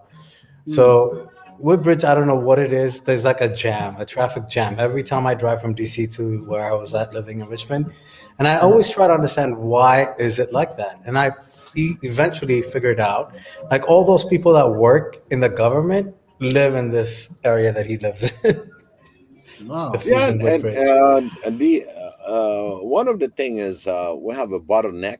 You know, a 4 lane uh, lane comes to three, and that really, in fact, my exit is right in that turn of all these shrinkage, but they already put the budget to get the overpass and all that approved. So I don't know when it's going to happen, but the way I looked at it on different other cities, they're really quick about it, you know, because a lot of the posts and everything else for the bridge is already prefabricated, and you'll be so surprised that by the time you have 1 day or 2 days of shutdown, they'll have that bypass already made. They're ready for it, you know, pre-made. That's the awesome thing, you know. It takes time to make and fabricate those bridge holders, and once you put that, and then everything else is laid out. So it's just a matter of time. It's a bottleneck, really, when it comes to my exit. And usually I use my express, so I don't experience a lot of the traffic. You know, I just get it on the expressway and I pay the toll and I'm done.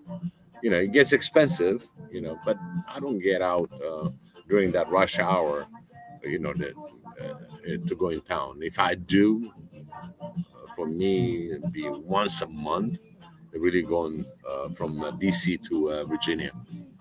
But it's, you know, there's other ways to beat the traffic. And you have to be in the right time because in the morning is going north and then in the afternoon is coming south. So if you're coming to south because you left north going in the morning, so it's easy. So we can use both sides. You got to coordinate your time for those of us that live in Woodbridge, because Woodbridge is really, really nice. And in yeah. fact, there's a story about it. The fact that Woodbridge City, it was the way it was formulated as George Washington was crossing the Occoquan River on a ferry.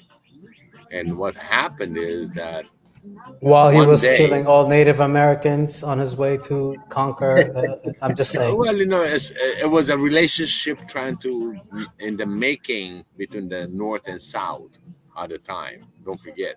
So he used to go to Richmond, and when he comes to the Occoquan River, he had to take the ferry. So I'm just saying on the history part of it, and I just found out that that part is in my town. So a lot of people don't know about it, but the whole cart, I mean the whole chariot went under the water, and literally they swam and got the president across the bridge. So Jefferson said, no, no, no, no, no. I'll never, never go through this military ordeal, so you better build me something. So what happened is those days when they try to build something, it's a big locomotion. The whole city have to be created, and they called it on the making of the wood bridge, and the Woodbridge City came out of that name. At that time, Prince William used to own really Fairfax County. 1931, that's when they kind of separated. That's actually very recent, huh? That's really recent. It's very recent. Yeah, very recent. But the Woodbridge was during the Jefferson time. So that's when Woodbridge was created. Because I live near the Occoquan River.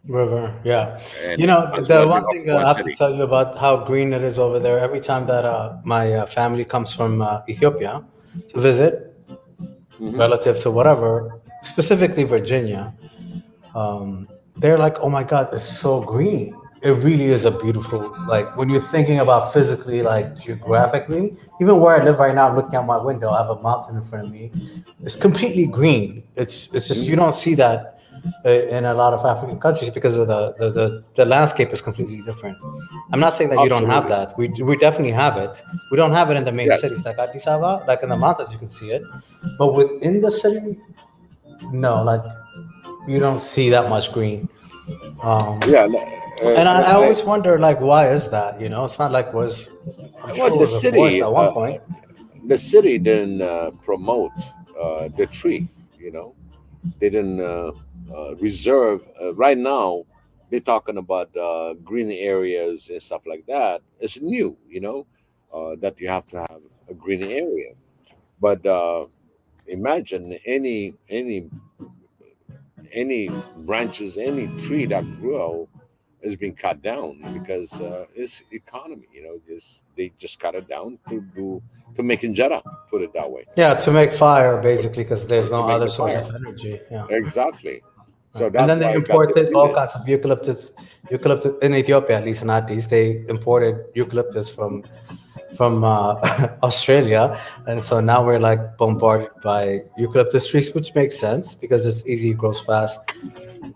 That's in Total Mountain. There was no such thing as eucalyptus trees until I think it was. I'm not sure if it was Haile Selassie or if it was Mini League that planted them, because when they settled in those regions, they cut down all the trees, which are ever to grow.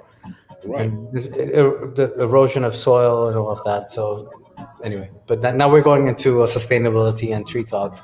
But that's another show that we need to have conversation about. Is I'm an urbanist or urban policy kind of person. It would be great to find somebody to just talk about, because our problems in Africa are going to be urban based. Because more people are going to start living in urban areas. So it'll be interesting to have those discussions. Anyway, the music sounds good. Our reach should be more rural, and the urban is urban. It has its own time, its own way of going because of the economical situation, whatever that you encountered. But really, we're supposed to be on my low-hanging fruit is the rural end. Is the place that we should focus and bringing up the economy within, while they are enjoying their rural life. Because I am really in the rural end. I'm outside Washington D.C. about 30 minutes away from Washington D.C. And a lot of people say, "Oh, Woodbridge is so far away, whatever." But again, the same thing that in relation, people that live in Addis Ababa and closer to Devrazate. I'm sorry that I'm talking on the contrast on what I know while I was living in Addis, because going to Bishoftu or Devrazate is like 40 kilometers, like you're going for an hour, something like that, But again, when you look at Bishoftu now, it's really getting closer to Addis Ababa. Yeah, I think they're building they're trying to build the next airport there, the big airport, obviously, because it's only like 20-minute drive, huh? Exactly. I mean, it's 40 kilometers. Yeah. So you go 40 kilometers an hour. It's 1 hour. Biggie, Where you we're gonna completely go? having like our own conversation here, and I feel bad about like I think No, it just Ezra's like sitting there going, "What is happening here?" no, it's just everything that we shut out. But by the way, family, Big is our host for the Diaspora Talk. Later on today or tomorrow, for those who are in the States, he'll be coming in for the Diaspora Talk. And I just want to play something from Biggie's previous show on the Diaspora Talk. Biggie, I'm just going to share last week's stream a little bit just for the guys to go and watch it as well whenever they get time, and also to come and join you tomorrow or today, depending on where you are, on Diaspora Talk with Biggie. Let me do this. Yeah, let me display this. Residents and approach different things on what it concerns to Africa. Basically, the way I look at it, when it comes to the colonials, they still have that force, and that force of really, if they don't agree with you on any part of it, they'll take a different course on how to make changes. And they have a lot of tools in their hand in order to make this happen toward the favor. I'm not going to say that Africa has to shut everything down and recalculate, but again, we can work with what we have and step by step come to a block that can represent. We have the Chinese that are represented. We have the Americas that's represented. Europe represented when it comes to the United Nations. There's one block missing. We are scattered. We'll have all our ambassadors, but there's no block as an African that can speak truly as an African unite and being represented and be representant of the continent. So we have a lot of work to do. I just put some point here and there, but again, I love people to, I want to hear from people that can join and get this thing moving. Sam, greeting. I see you coming in. And I want to expand today's discussion about the diaspora life. We started talking about it last week, but at the same time, we want to make sure that there's really a responsibility for the diasporas to come and discuss what they can do for Africa. That is the discussion, and how a diaspora can integrate in the new Africa for him, because he probably left the country 20 years ago, 30 years ago, or less, it doesn't matter. But going back every 2-3 years, things change in Africa. The population is growing. The population is changing. The politics is changing. And how can we drop shipment, put it that way, for a diaspora to come invest in Africa? And the opportunity, what kind of opportunity do we put out there to attract our scientists, African scientists in diaspora, engineers, doctors, nurses, nuclear powers, nuclear energy. We have a lot of top doctors, professors in the abroad.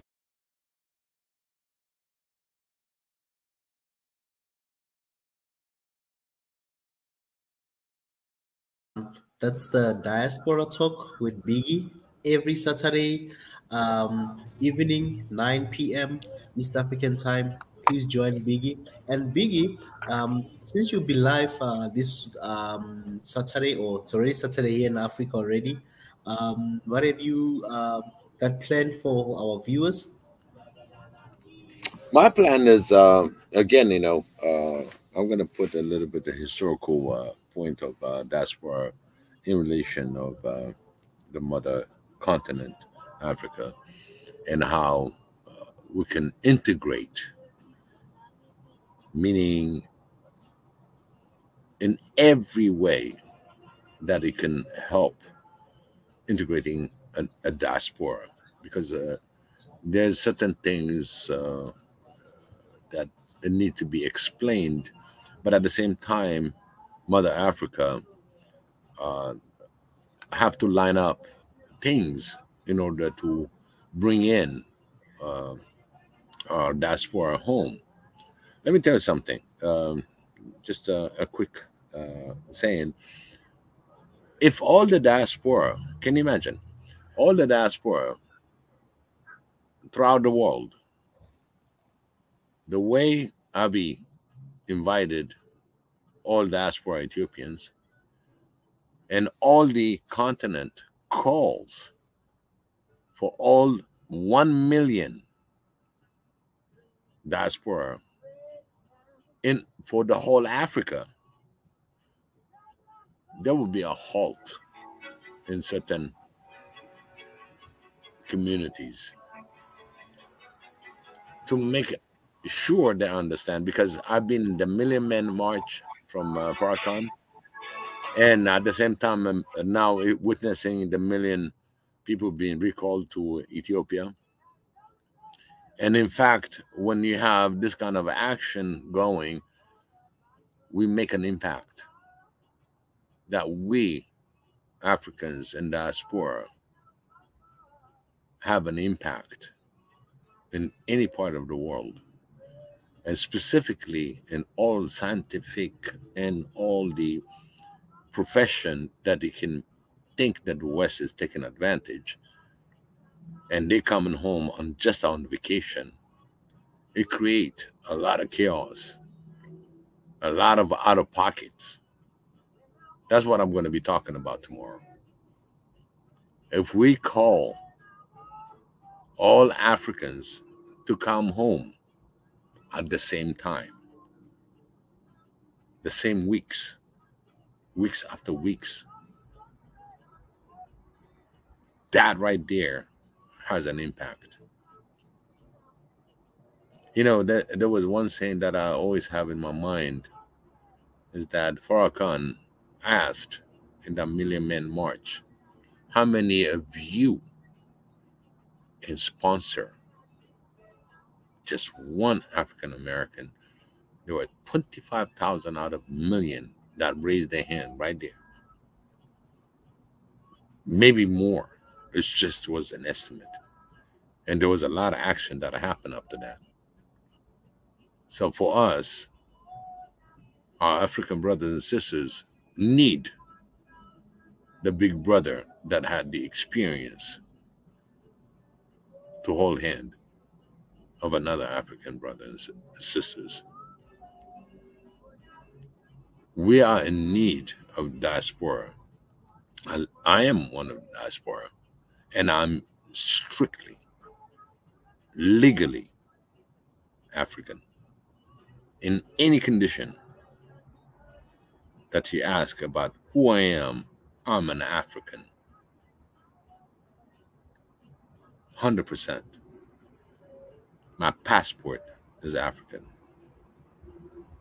So I'm not going to be putting some fire in this conversation, but this is the fire I want to create. How African are you in any discipline that it can contribute? And I'm inviting our African American brothers to participate. This is about the motherland.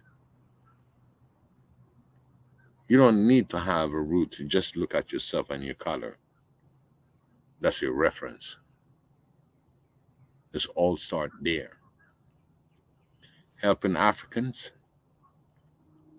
Because we're black, we've been discriminated.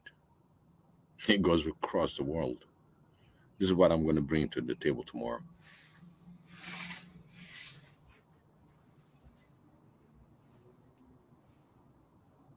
Wow. Can't wait to join you, Biggie, tomorrow on this topic. So please, family, join Biggie tomorrow or to this evening, as we'll be talking about the diaspora talk, as he just outlined the direction of the show for tonight. So come and join him, and let's come and I mean, we have a lot to learn, and I think for a lot of us who are still in the continent, there's so much that we can learn from you guys that have been there, who have worked outside, who have done business outside the continent, and some of the things that we can learn as youth that before we can even maybe take that step to say we want to go to America, we want to go to any of those countries. We must have the knowledge first instead of getting a lot of culture shock when we get there, or even use other means that are not good for us to go to those countries. So Biggie, we really really appreciate your hard work and enlightening us. And I'm sure there's a lot that we're still going to be learning. So continue the good work as always. And it's good always to be here and always backing me up. Sometimes it feels a bit lonely but when I start seeing people like yourself, Yenatan, I'm like, wow, I feel encouraged and stuff. And don't mind the jacket, guys. Since you guys are going to summer, winter, I was really gonna ask you about that because that kind of shocked me. I'm like, he's an African in Africa wearing a leather jacket. Like, what is going on? Thank you for bringing that up. I was really gonna ask you, like, what's up? He was on a T-shirt about a couple of weeks ago. What happened? A couple of minutes ago. Wow. No, it's like, since you guys are in the northern hemisphere, we're in the southern hemisphere. So I know most of you, after the spring, you'll be going to summer, you'll be taking your summer vacations and stuff. We'll be wearing more jackets, We'll be taking your jackets and putting more blankets in our beds and stuff. So we're going into winter.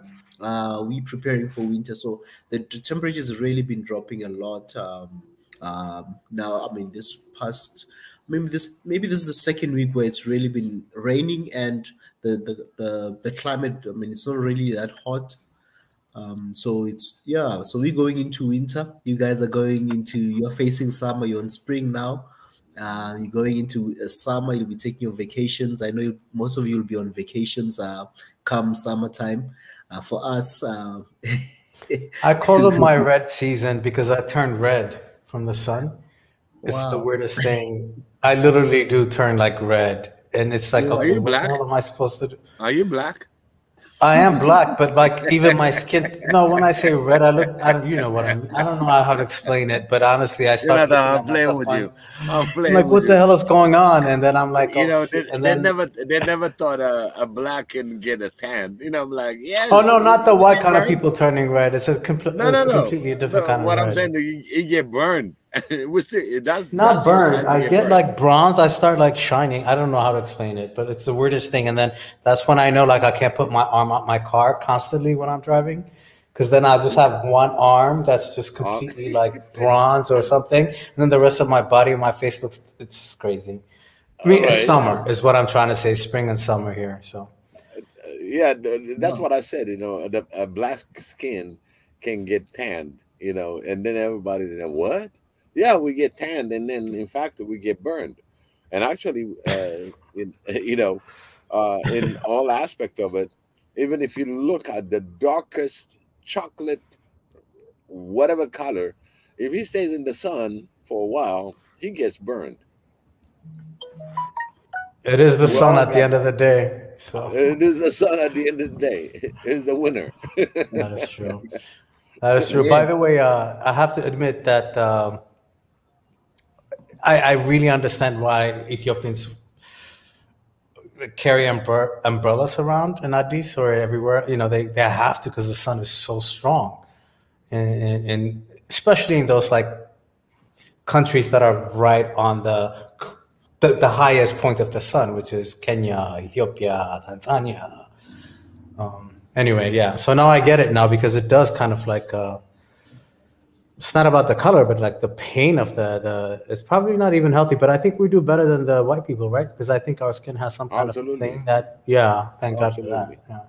Yeah. Yeah. Anyway, so I'm sorry about your leather jacket. I thought you were trying to look like cool, but now I understand that it's about, okay. I thought you were trying to Now look I cool. was just getting the a bit cold, like so hence I was like, no man, let me just get some coffee and just take a light jacket a bit. So yeah, because normally with here in the south, it sometimes it might be warm during the day, but in the evening, early evenings, then it's starting to get cold. And some places are very cold throughout the day, and then others it's warm during the day and then cold at night. So those are the conditions that you live by. Places that have snow, obviously high. Places that are more mountainous, those are the ones that get snow during winter. Like really deep winter, that's when we will get those places with snow. And sometimes And it gets cold after the snow. Like places that are far off the snow, it gets cold after the snow has fallen in those places. Let's say maybe you live in a place that has snow. After the snow, maybe a day or so, us who don't have snow, because where I am, we don't really have snow. We just have those dry winter. Everything is dead. Like the trees, there's nothing green. Um, what a it's really beautiful continent we dry. live in, because that's completely different experience than we have in the East Yeah. African region. Really, completely Hmm. different. And those that live in the Sahara, or I mean, you do have the Kalahari Desert, so I don't know what kind of weather you have in the winter there, but what a beautiful continent. Seriously, that's you need to do a show outside so we see what it looks like in the desert or something. I don't know. Where are you Yeah, at we exactly, need Ezra? to. If I may ask, what part of South Africa are you in? In the financial Joburg, Pretoria. That's where I am, Okay. which is like the uh, Joburg, Johannesburg is like the financial hub of the country. You follow the So money. You yeah, follow the that's where money. most headquarters of many companies are. There's other cities like Cape Town and those places. They also have some, but Joburg is your I mean, I think it's the richest city in the continent in terms of GDP on its own as a city alone.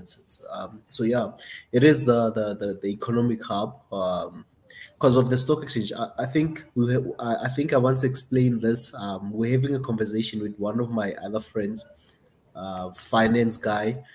Um, and he was telling me that any city, any country where there's a stock exchange, if that city has a stock exchange, basically takes over the whole. It kind of represents your whole country.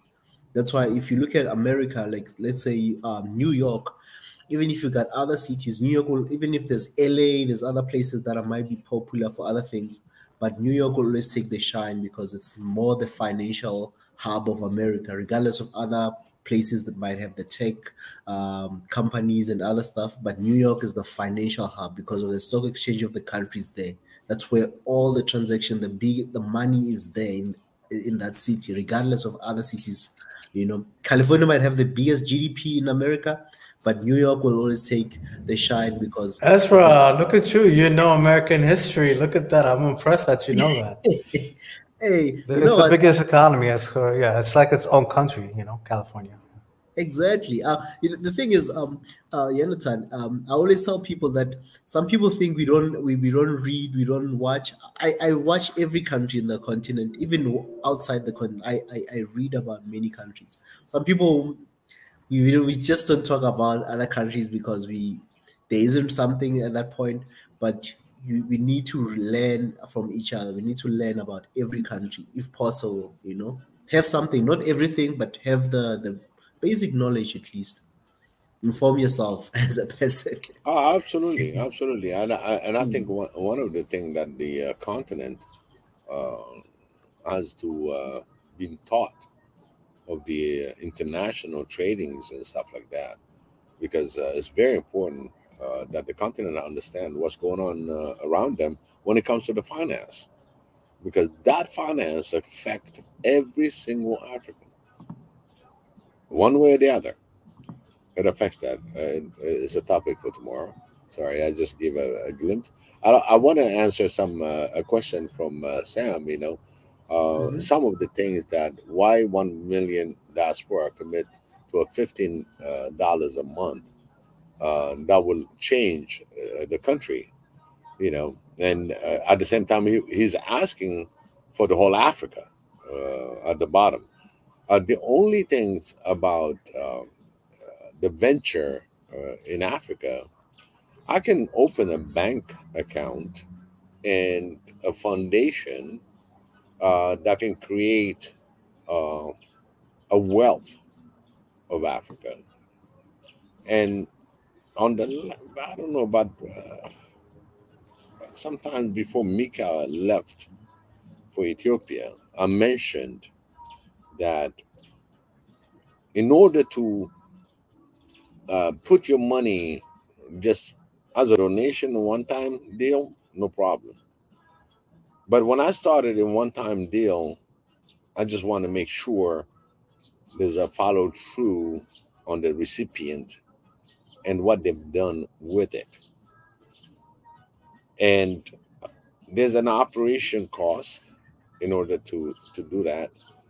And a lot of the understanding, those who venture into do that and you put a prospectus on where the money is going to be spent, that's what we lack. We don't have a clear prospectus why they're spending this kind of money into the continent.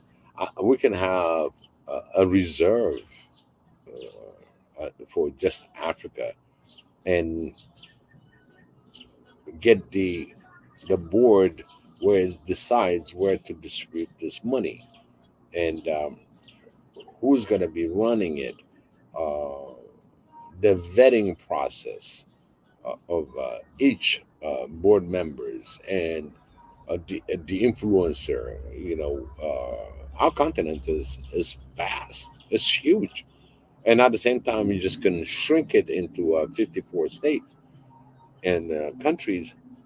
Then at the same time, who benefits out of that pot? It's like put it like a big ukub. You understand, Jonathan? Ukub is like other families and friends and businessmen. They Yeah, put there are different ones. Ukubal, there's Idrala. They're all different. yeah. But I'm looking at the ukub style. Yeah. We all It's basically just so they understand what you're talking about. Is what we call Right. informal banking or informal saving. Yeah. Informal saving, and at the same time, people will be putting money in it, and we can divide it in 54 months. Okay, so every month we pick and we say, okay, Burundi got it, so it gets a pot. Anybody in that contributing in Burundi is gonna keep up until all states get the same spot. So that's one thing that I've seen that worked in the Korean community. I've seen it in the Vietnamese community, and I've seen it in the Ethiopian community. And I have no other experiences. But at the same time, this money, the good thing is that we stick around together on this one. We're helping our continent. There's no a personal endowment for it. It is there from a small size to make it bigger into continental affairs. And at the same time, just like the way you said, Ezra, is that we need to have our own stock exchange within Africa, spread out through, of course, Nigeria has it, different countries have it, but we want to make sure it's bigger, because really, if you look at it, we are bigger than Wall Street.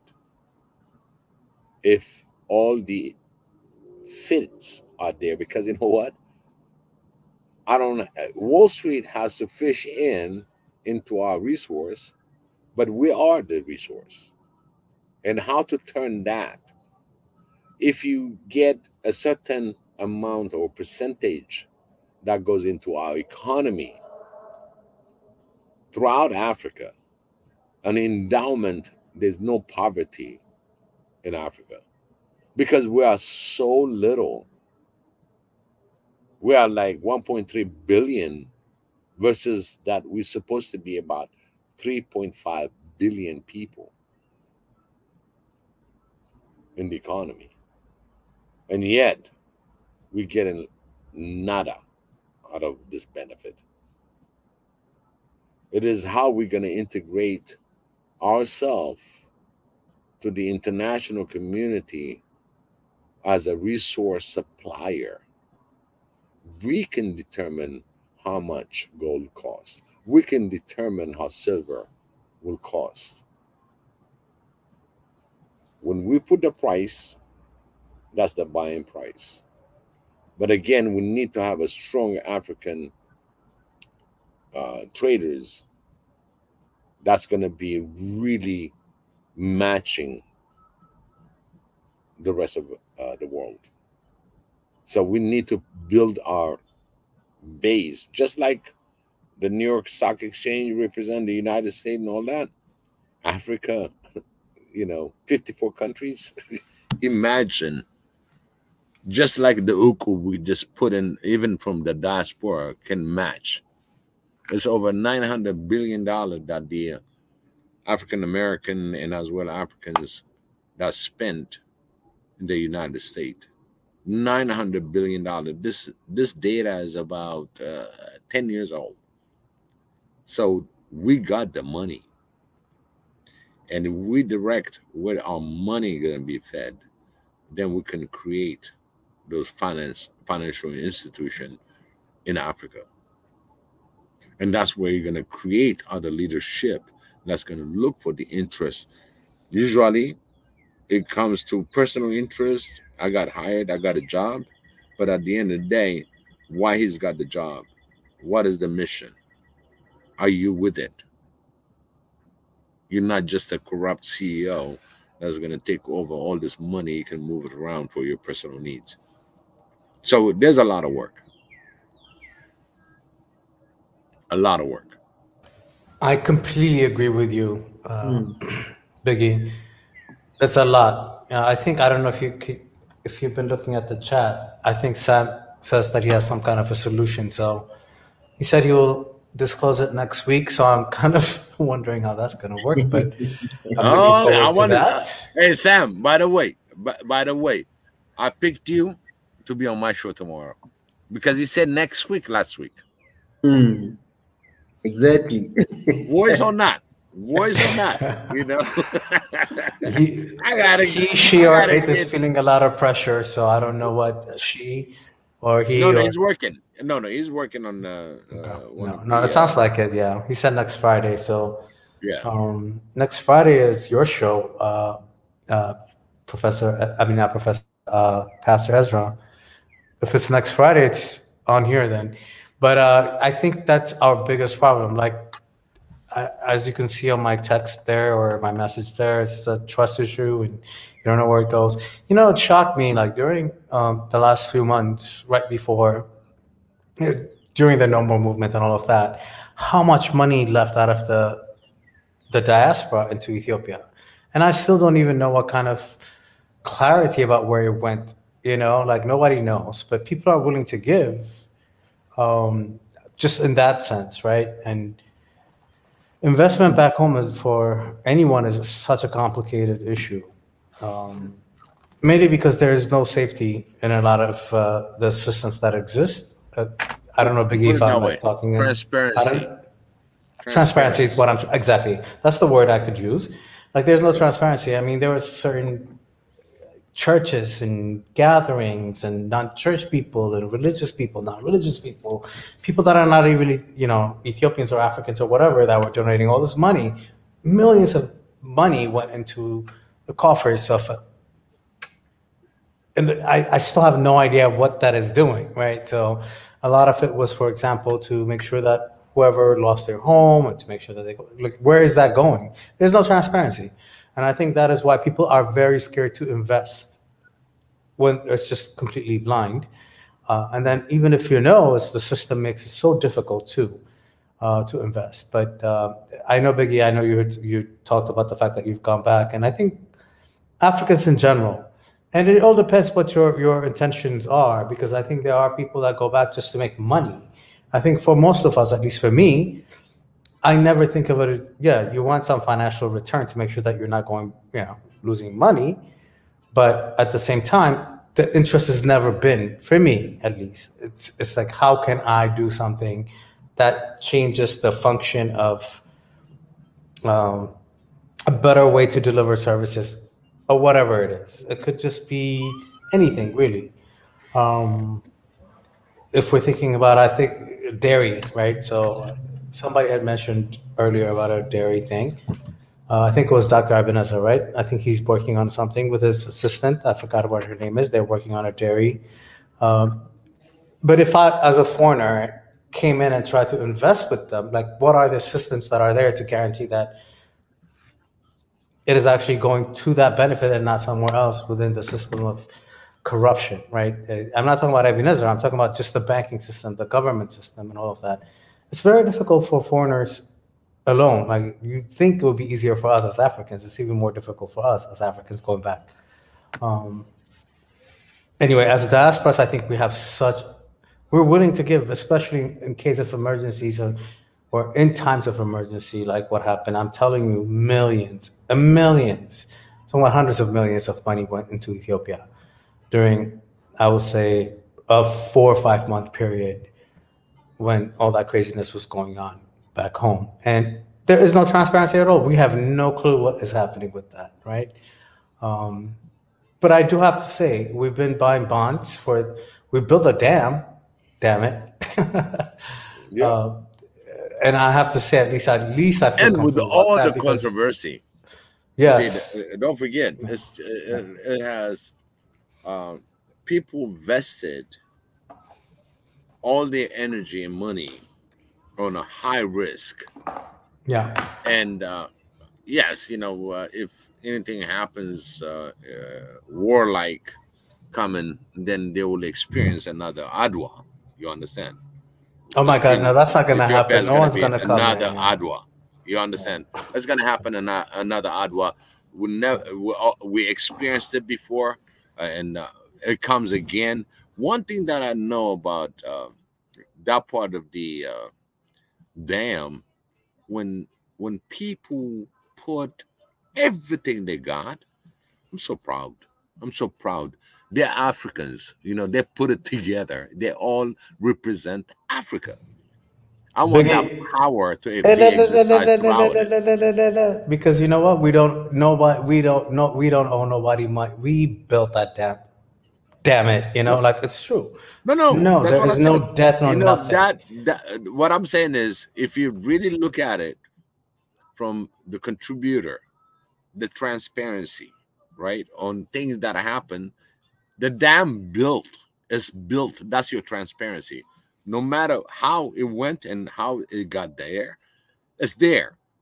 So that means if Ethiopia can take that risk, then the whole African continent, the diaspora, can take that risk. That's an example.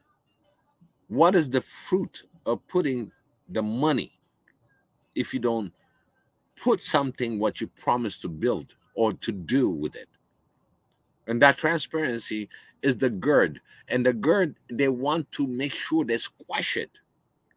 It's only one nation on his own and build a dam on the largest, the first, actually, is number one of the contributor for the White Nile to become Blue Nile. The whole thing. I think you said that completely differently, but yeah. The Blue Nile and the White Nile meet on Khartoum. The Blue Nile that comes from the highlands of Ethiopia make up about 85% of the water that flows into Khartoum. The White Nile comes from the south of, anyway, but I just want to Because the Blue Nile is 85% of the contribution that pushes it to, without the Blue Nile, there won't be no Egypt. Put it that way. It will be drought. And that's why I think that's why they're very, very being that. That's why they're doing. I think what you gave it a great example of is what Africans can do. A poor country like Ethiopia with no foreign investment at all, they're paying the Italians to build the bridge. I mean the dam.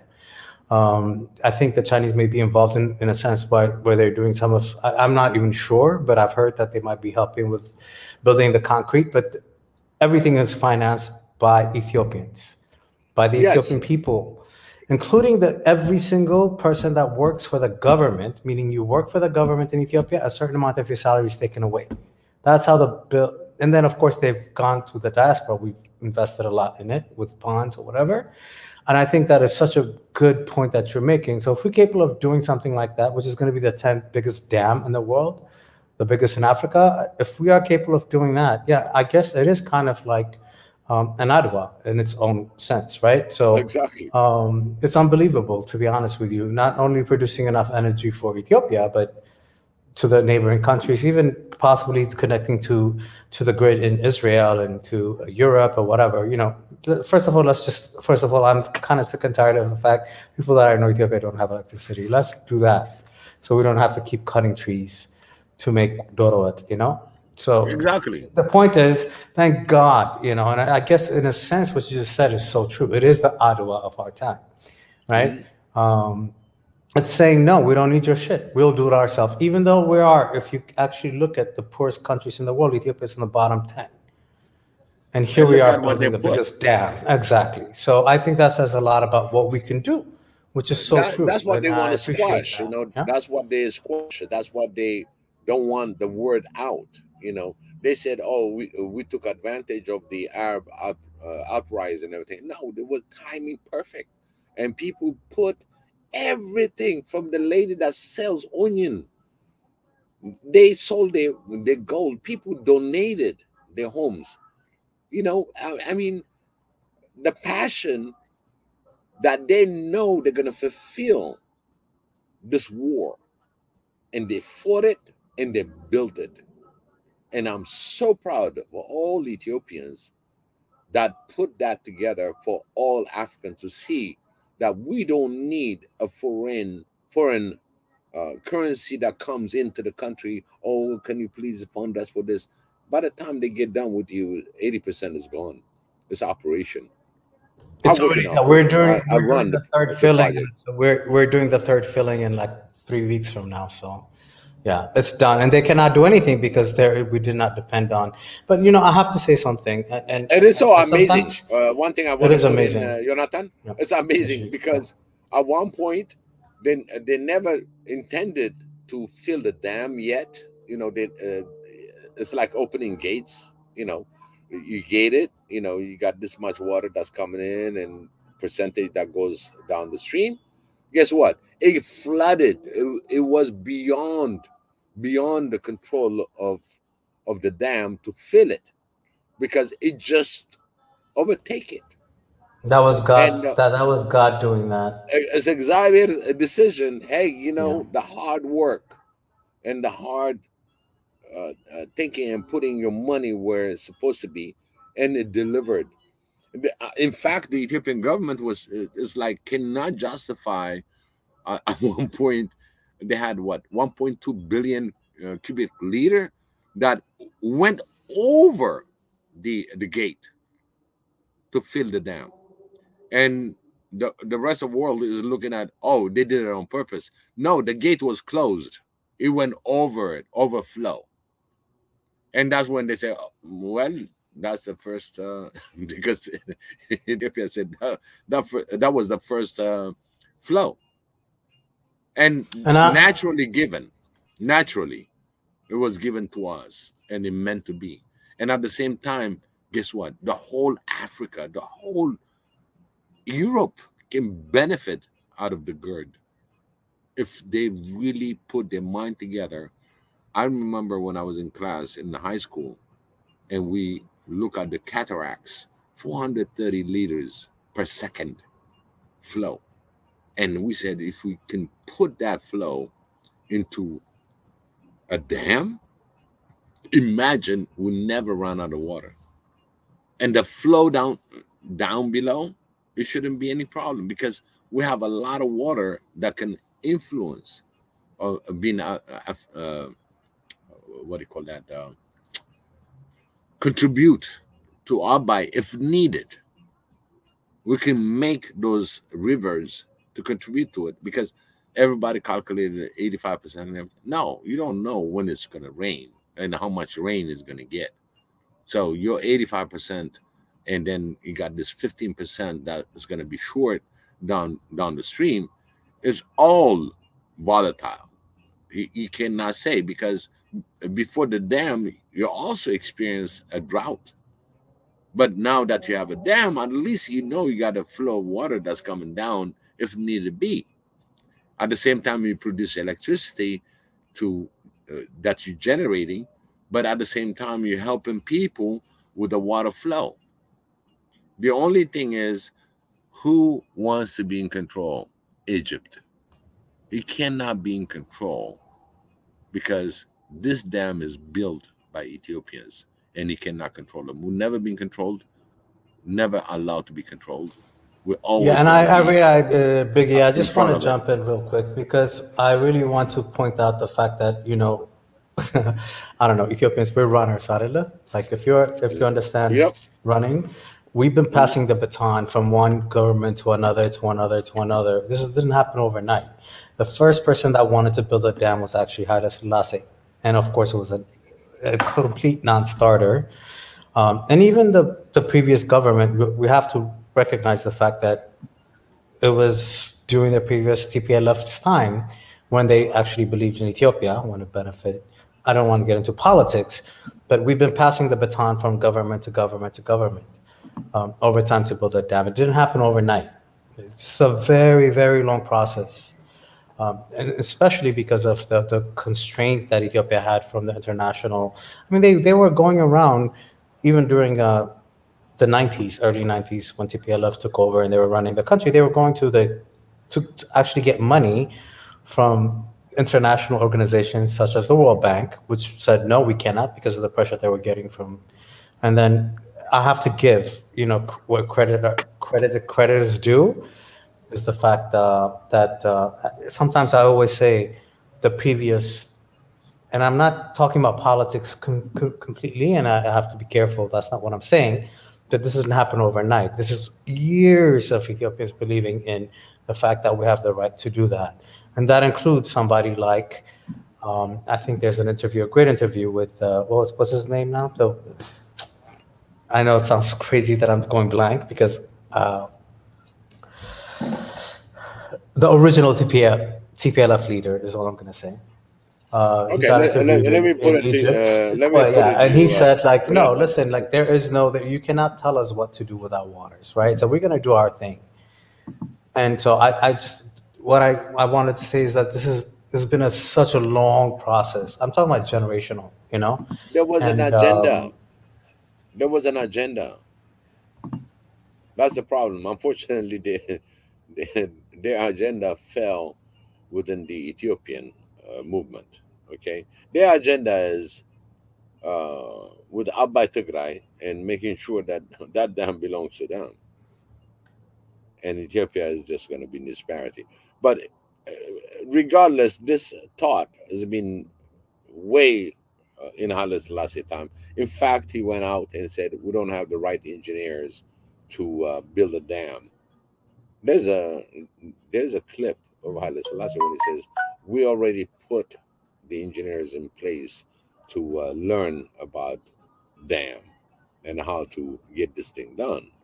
So Haile Selassie already created the opportunity for engineers to go abroad and learn how to build a dam and all that. It's already there. But the agenda for when it comes to TPLF, that dam would have been part of their agenda and they are going all the way to the Red Sea, all the way to the west, where they're going to be having a control on the dam. It will be an income generating. So they thought they're going to last for years. They thought they're going to replicate of the 100 years of the Tigray Empire and doing it again on the century, but it didn't work out.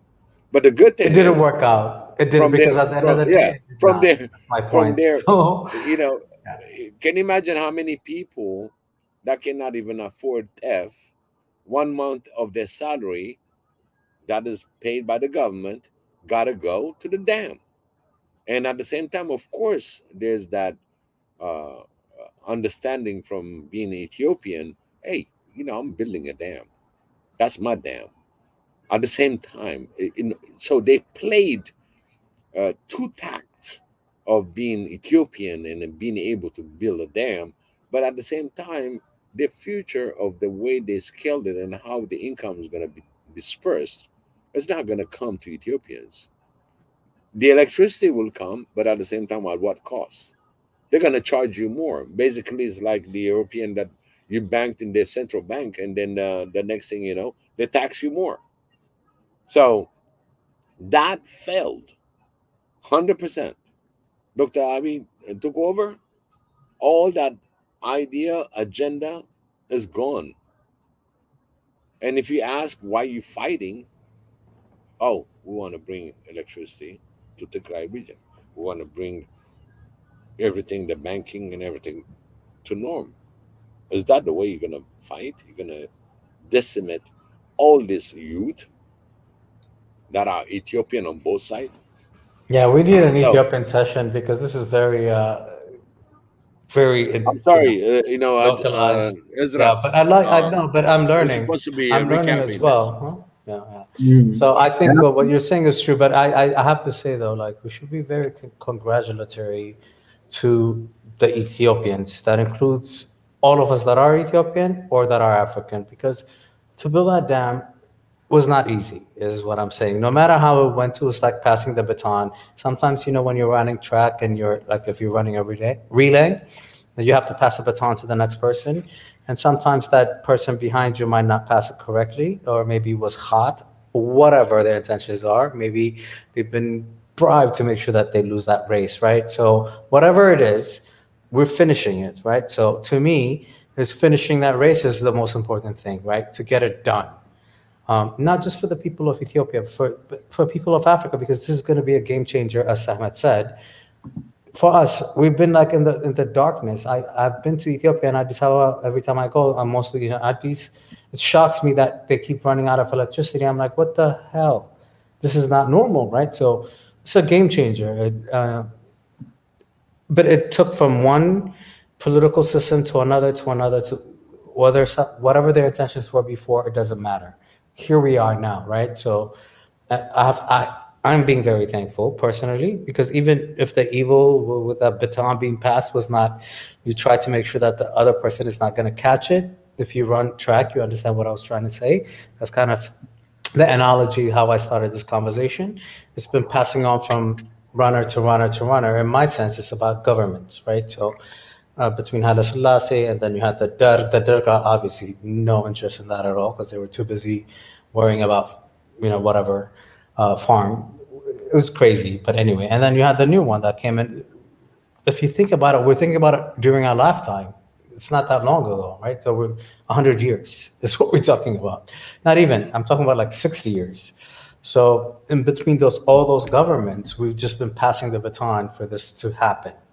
And the most important aspect of it is that it's getting done. Yes, so and like I don't care how it happened, but it's getting done. It did happen. It did happen. I think I'm gonna pause you guys there. I think we really need to do a show just about the Grand Renaissance Dam and that project as a whole, in terms of the potentials, especially the potential it holds, and the opportunities as well, going forward, in terms of what is going to help and what industries can also benefit, that can come into Ethiopia, money that can be invested now with this project coming into full production and also filling the dam and the capacity, because obviously this what I've been reading as well is how many countries can benefit by buying the electricity from Ethiopia, like Sudan, even Kenya, even other countries there in the Horn, or even in the East Africa region as a whole. I think we need to have a really like a proper stream or a proper live stream where we can really talk about potentials there, and maybe if we can get somebody who's maybe involved with that project, it will be very great if we get a project manager or somebody who works there, or somebody who works for the electrical corporation there in Ethiopia that can maybe just enlighten us more about the benefits, the potential it holds, and the things that are becoming going forward, and the units, all that stuff. It would be really nice to learn more about it. You might be actually getting electricity from us soon, by the way, just so you know, Ezra. Yeah, man, we need electricity, man. We need. Just saying. We don't want. We need now. And like I said, in my high school, when I learned about the Blue Nile and the potential, and my teacher was a French teacher, and he said, we got 437 liter per second cataracts. That's what Ethiopians stopped from going into waste. Israel contracted 50,000 clean water to Jordan. Where do you think it comes from? They're sucking the water from the Nile. It's a lot of water that's passed beyond. Egypt is going to complain, oh, this. And now when they get the electricity, when they get all that information, now the narrative change. Hey, wait a minute, we're going to have to look into this and make it better for all of us. And it's not about Egypt and Sudan. This thing goes beyond Ethiopia, Sudan, Eritrea, and all that. It's going to cover the whole freaking Africa.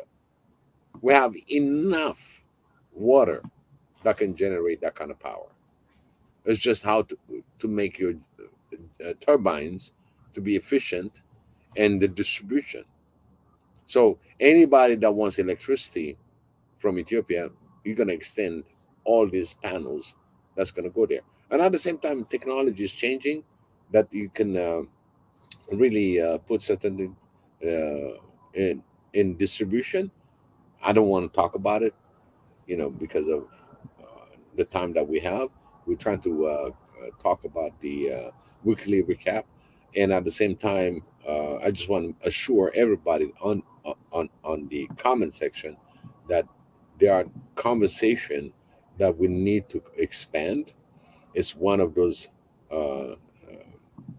lessons learned, and those lessons learned are very important for Africa.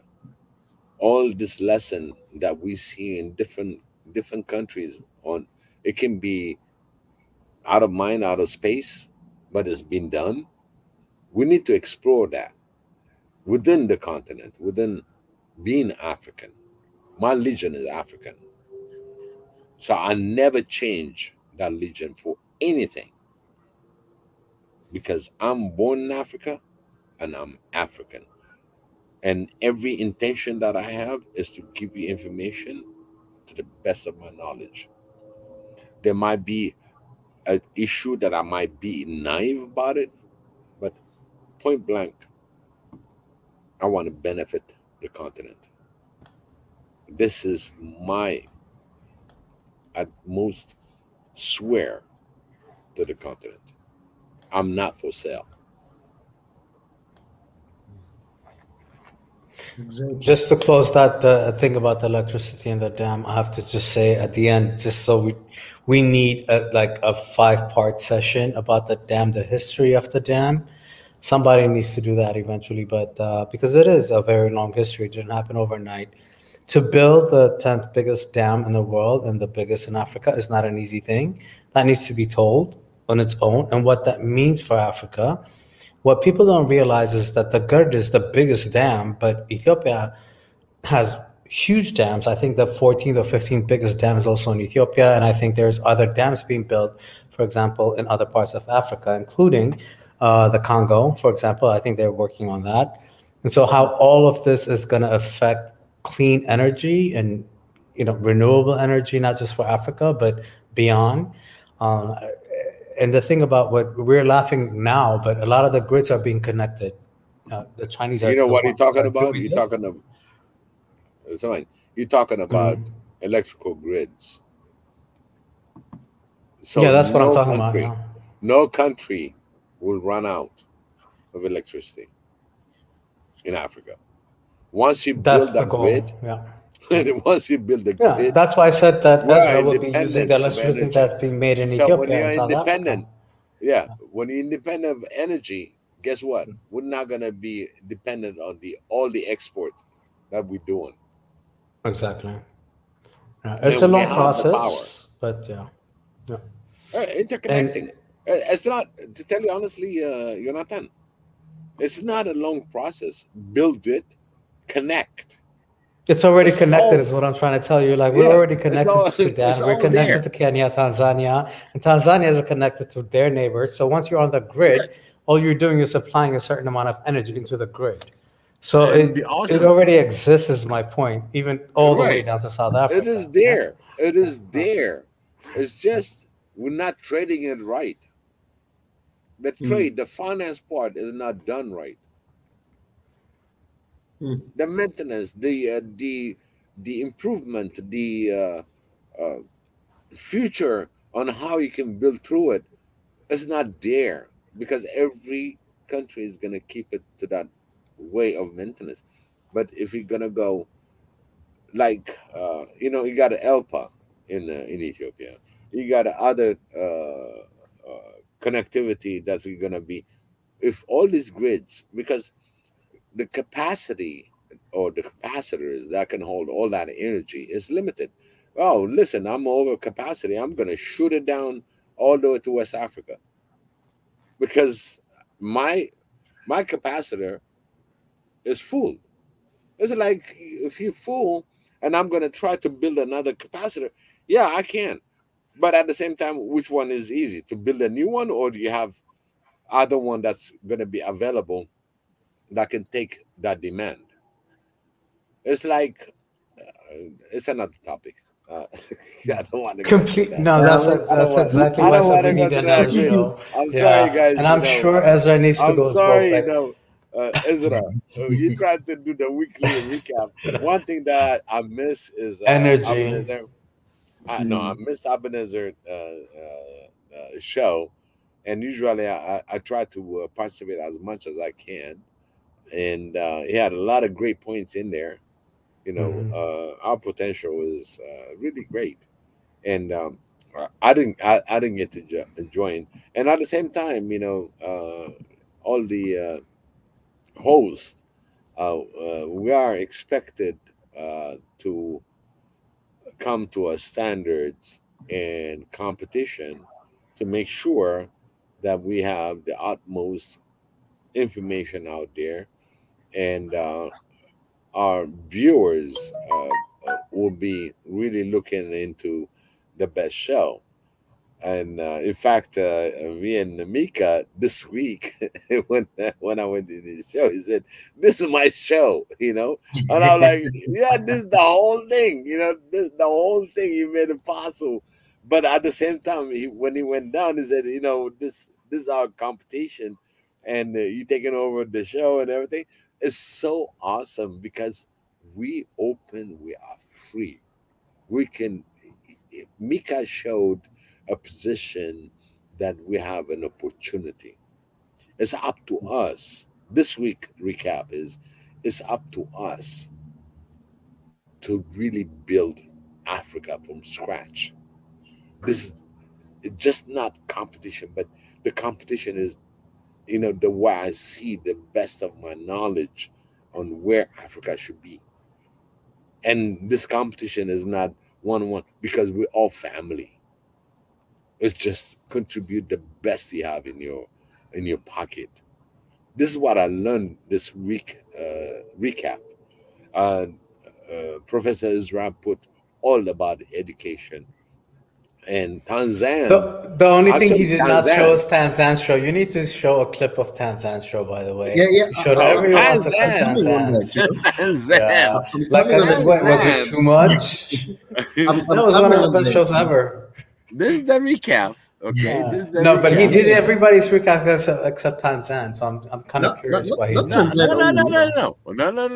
The best you gotta put last, you know. I mean, yeah, we were gonna end with Tanzan. Tanzan, TZ, she killed it. TZ, she killed it. And you know what? She did. I'm so proud. I'm so proud of Tanzan because it's a woman that didn't want to come into shows and stuff like that, and before you know it, she's hosting.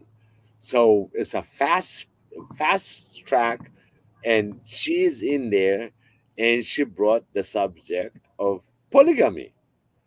Okay, and tell you honestly, the way she presented it was flawless, and everybody started commenting, and it became like she had an agenda. Well, the agenda was to discuss of polygamy, but it was not an agenda that she's presenting on her own. And I don't know, Sam, you are right there and commenting. And Biggie, I'm gonna have to attend that PTSD session because of that Tuesday show, just so you know. Because that's how I left that show. It was intense. But a hot topic is a hot topic. Polygamy is a huge conversation to have. And I think Sam was Sam might as well be like the show, because he's always saying, or she or whatever, is always saying crazy but true stuff. And the intensity of that show was amazing. It was intense. It was really intense.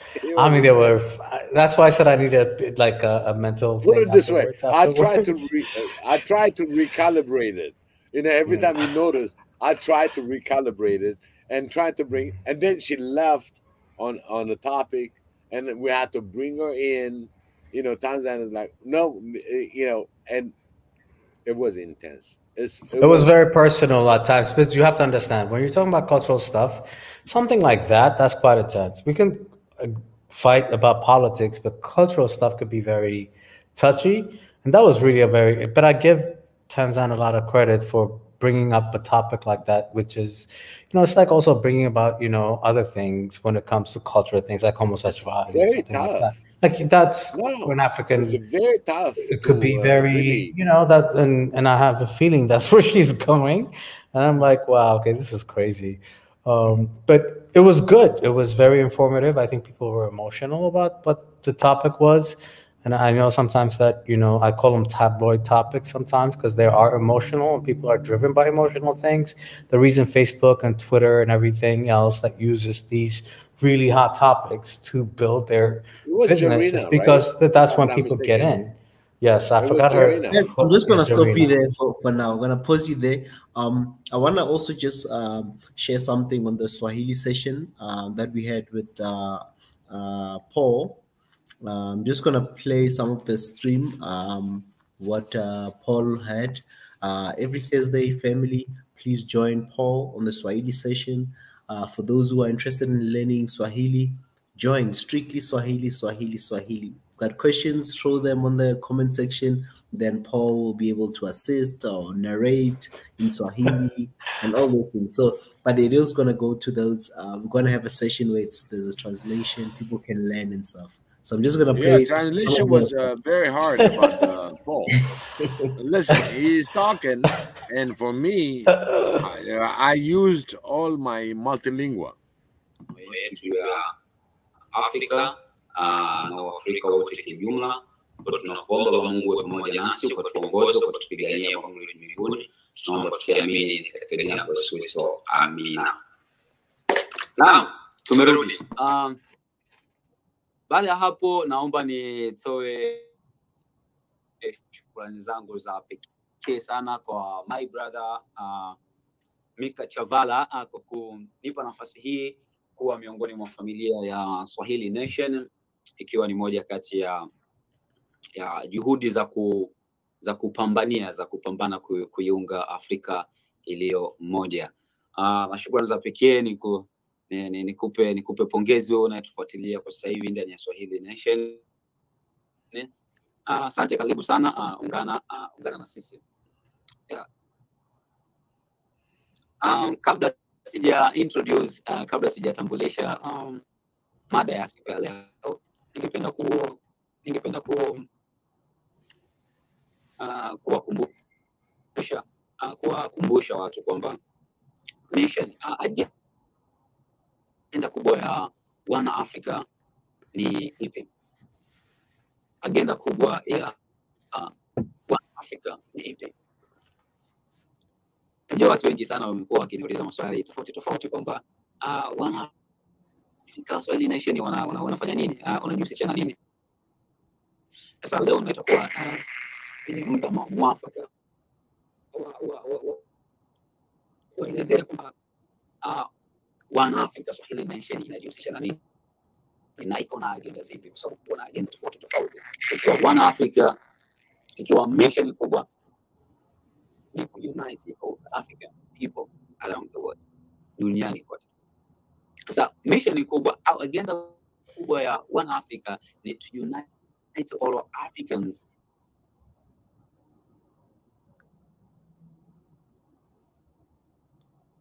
with love, peace, kuunganisha Waafrika wote, upendo, unity, umoja na amani.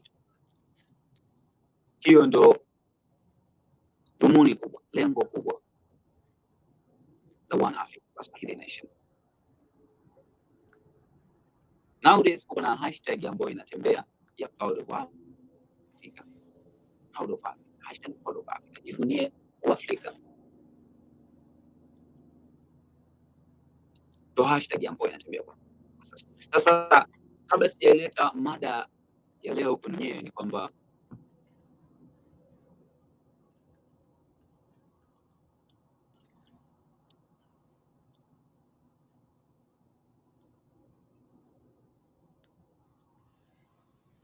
I know a lot of people were stunned when they just saw Paul coming in and Swahili. I remember Mariette saw my face and she thought, hey, somebody's going to translate. And there was no way I was going to translate.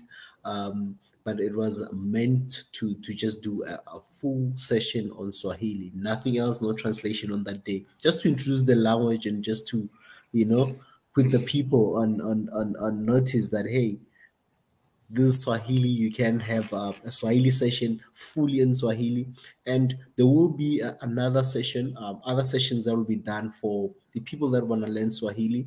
I'm not sure if Paul will be doing that, but there might be somebody as well assisting Paul to do some of the translations, just to help most of our viewers who don't speak Swahili or who might be interested in learning Swahili. Then there will be those translations. But I know that His Excellency Mika is trying to organize that we have a show just dedicated to learning Swahili translations, English to Swahili, Swahili to English, that kind of session. And then we will have a specific show just dedicated to Swahili, just to live up to the theme of our Swahili Nation. So there will be that as well. So stay tuned and be ready to learn. For most of us, we'll all be learning together. And then we can even ask questions, send questions, send anything that we want to learn about, and then that will be set up, and there'll be a session dedicated for just translation and language tutorials and stuff. So stay tuned for that. That's coming in the near future. I think maybe in a week or two we should have something. But yeah, it's something that is coming for sure. And I know a lot of people wanted to really get the translations, especially on Thursday, 5 p.m. East African time. Join our host Paul, the Swahili Sessions, and sometimes the language, you can learn a language just by listening. Some of the words you might find that, oh, this is what they mean, you know. So sometimes listening and then coming to ask questions will really help us a lot. And again, we must also remember that there are countries where, like even in Tanzania, where Swahili is an official language. By the way, it's not just other. So it's just one of those languages that it's easy for some people that might not know English very well. It helps them. Imagine if we had another show maybe dedicated to Amharic or any other language that's spoken, maybe be it in Ethiopia or any other country. Like now and then we have tutorials, so that at least we will learn each other's cultures. Like how Deborah comes, Biggie, you know. At first, when she started, some people were really impatient with her, but some people have learned to embrace her and learn from her, you know, without having to worry about, oh, she speaks a different language that we don't know of. But thank God that we have people that can translate, and she's family, and we embrace that as Africans. We need to embrace that there are people who want to talk, but they might not speak all these languages that we are using, English, French, or you know. So, but The courage. thank you, The Biggie, you know, courage. for always being there for us to translate. Yeah. Mm. Especially her courage. Her courage. And Exactly. very, very thoughtful, Express herself. very thoughtful. Yeah, not just that, but actually well thought out conversations that she'll have. Sometimes I'm just like, wow, okay, I didn't expect that. She's very well thought out. Even the day of on Tuesday when we were talking about the whole thing about polygamy and all that, what she came in and talked about was so well thought out. It was funny. Of course it would be, because she is funny. Sometimes she'll say something You should when laugh. she knows what we're talking about. She's like, really? Is there such a thing? She said, I'm a one. What did she say? I'm a man. I'm a 1% woman or something like that. Like, yeah, she's being Yes. honest, Oh, you know. yeah, I mean, she's very, very, yeah. I mean, she knows what she's saying. You know, language is kind of tends to be a barrier. But thank you for saying that. That's why. And Yeah, that's why Deborah. She's our ambassador to absolutely, I UN. agree. I mean, to African Union. You know, we nominated her because you know what? She's frank, truthful, and she had nothing to hide. And she Exactly. expressed herself in a language actually for me to understand. It's not even her language. Josie is supposed to be I know really Josie wasn't there direct, that day. I'm not sure. Yeah. right? But Josie is supposed to be the man that can translate her true language. But she took an effort. She takes an effort. This is what I'm going to tell our audience. Whatever the language you speak, and you want to blur it out, to take it out, in a sense, I think Deborah, for this year, she's the winner. No, she Because- should absolutely agree. If there's an award, she'll be like the best, because she will come on and have no clue what we were talking about, and she will ask, "Okay, I'm here. What are we talking about today?" That's her first question, because I speak Amariña, so that's what she asks. She's like, "Okay, so what are we talking about today?" And then usually Biggie, thank you, or somebody else, I haven't only translated a couple of times, will tell her what we're talking about, and she will completely have a very thought out conversation about that. I know it's very difficult for everybody to hear, but you know, the and how about translating the is a translator? job. Yeah, I know, and How I about feel the translator? You I know, know, when you I'm try very to translate, you're so passionate, and I Yeah. just forget that I have to translate. Tanzan, Yeah. a couple times. MVP, definitely an MVP. Most Yeah, valuable player, definitely. you know, Oh, showing up definitely. anyway. I don't give a. I'm gonna come here and talk. That's a true SNN, And or this is one what we African, want I from should all say, a one Africans. African. Yes, exactly. Completely That's what we believes in want. it. Yeah, exactly. The language So should proud of not be her. a barrier. A barrier. You know, Yeah. it should not be a barrier. And she went through a certain ailment. You know, she was sick and everything. And I contacted her on the side, and we talked. And At the same time, sometimes I didn't know what she went going through. But knowing Deborah on this panel, she is the true African. It's like nobody can tell me any different. It's just she's true African. She knows her root. She knows where she came from. She knows everything that what happens in the world.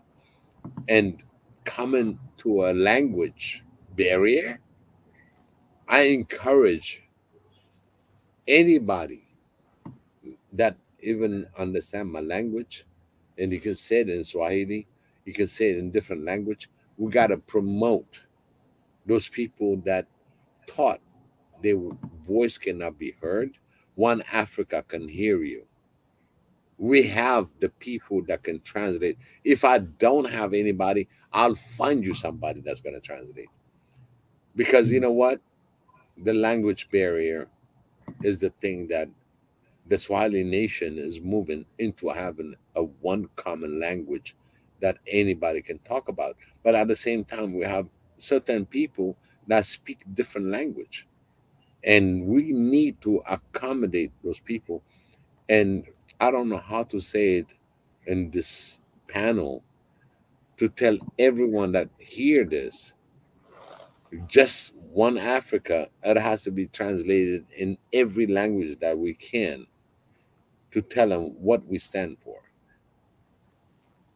It's very, for me, I don't have to have a billion people to have the comment in their ways.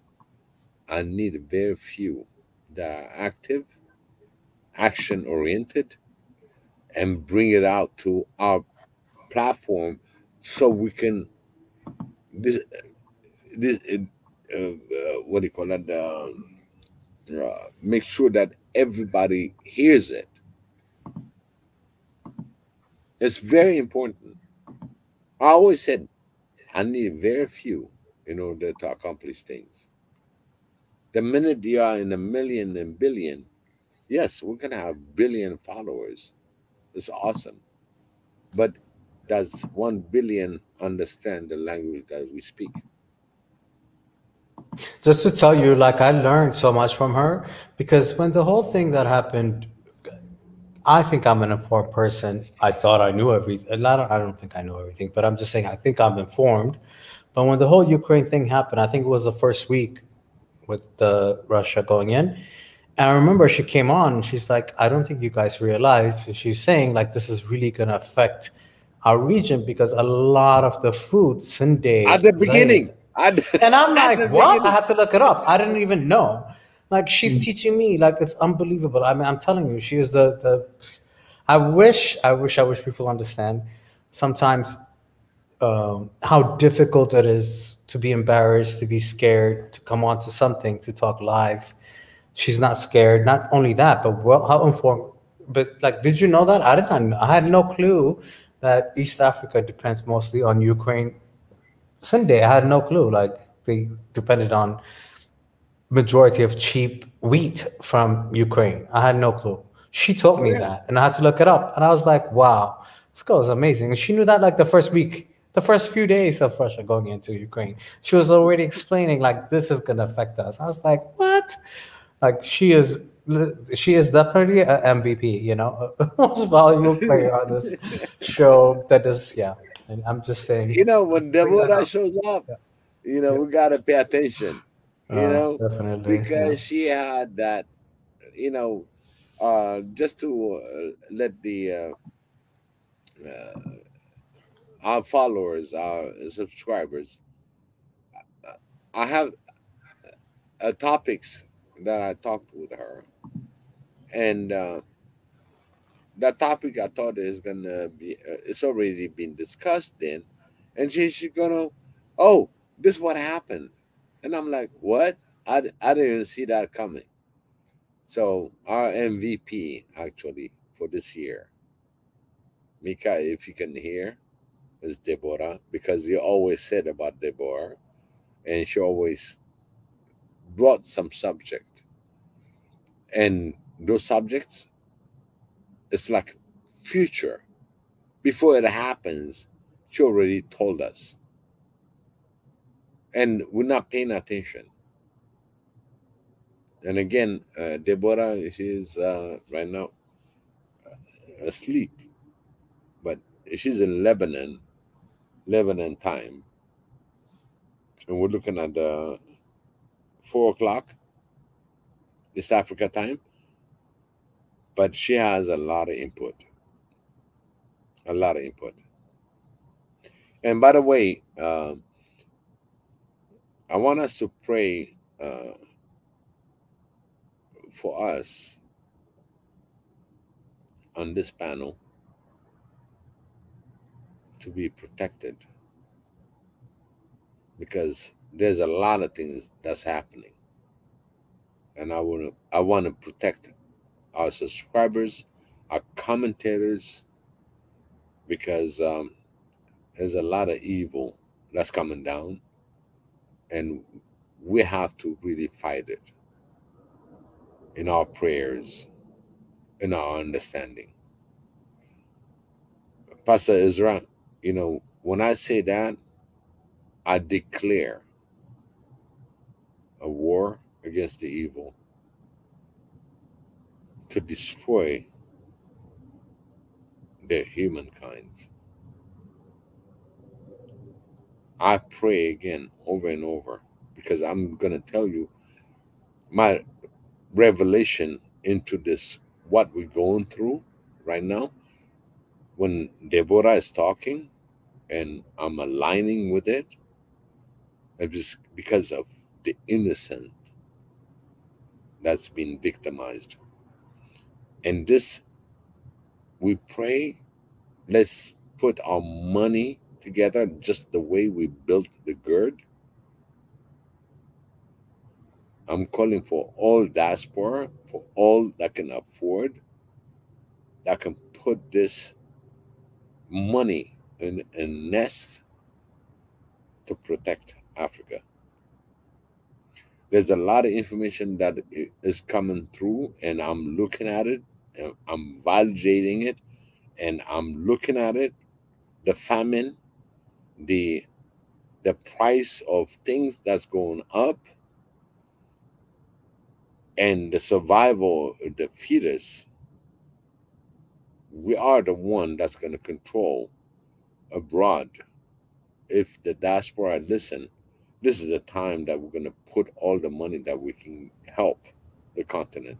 The continent. So I assume that's the topic we're going to be discussing tomorrow, Biggie? Yes, absolutely. Okay. Absolutely. Because this is something that I'm going to put, I'm looking at it, and it's happening.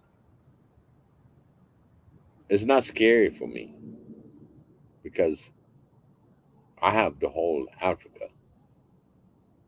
The whole Africa that's in here.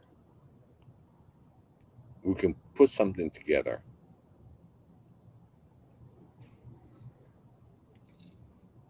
I think, Pastor Ezra, before I'm going to eat dinner now, but Biggie, I'm definitely looking forward to your show tomorrow. I'll definitely come on at some point. I know I say that, and then usually what happens is by the time 2 o'clock is so early for me, because that's when I'm usually out running around, but I'll be on eventually. But I just wanted to say to Ezra,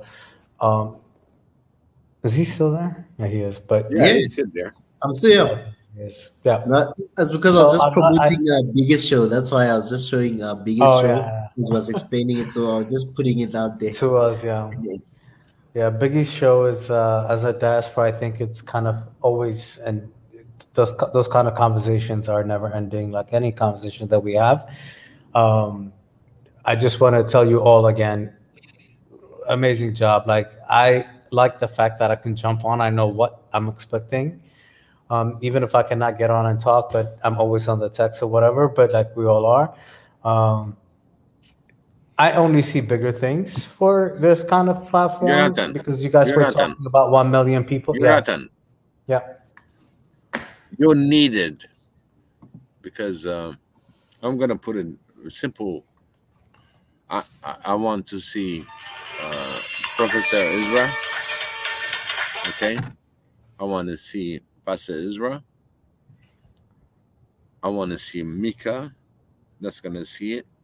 Because my information is a coverage to all nation in Africa. Not just what I want. I know exactly what I want in Africa. The participation and the understanding, the fabric, why I'm doing it, why it's going to happen. Because I have a vision. You know, when you participate in my vision, what I saw, it's not my vision. It's a vision that comes about. I asked the Lord, exactly, what am I supposed to do this now that I'm here? And I get that download.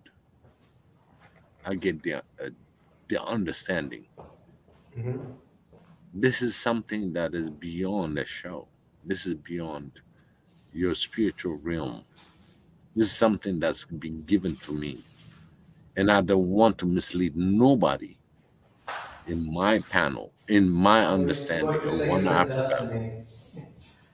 It's my destiny. No. It is my destiny. I think it's the same way that Pastor Ezra would say about what we're all here, right? So, and we'll be laughing about this one day. Not laughing in a sense that it's funny, but like, I think this whole when you said 1 that million funny, thing.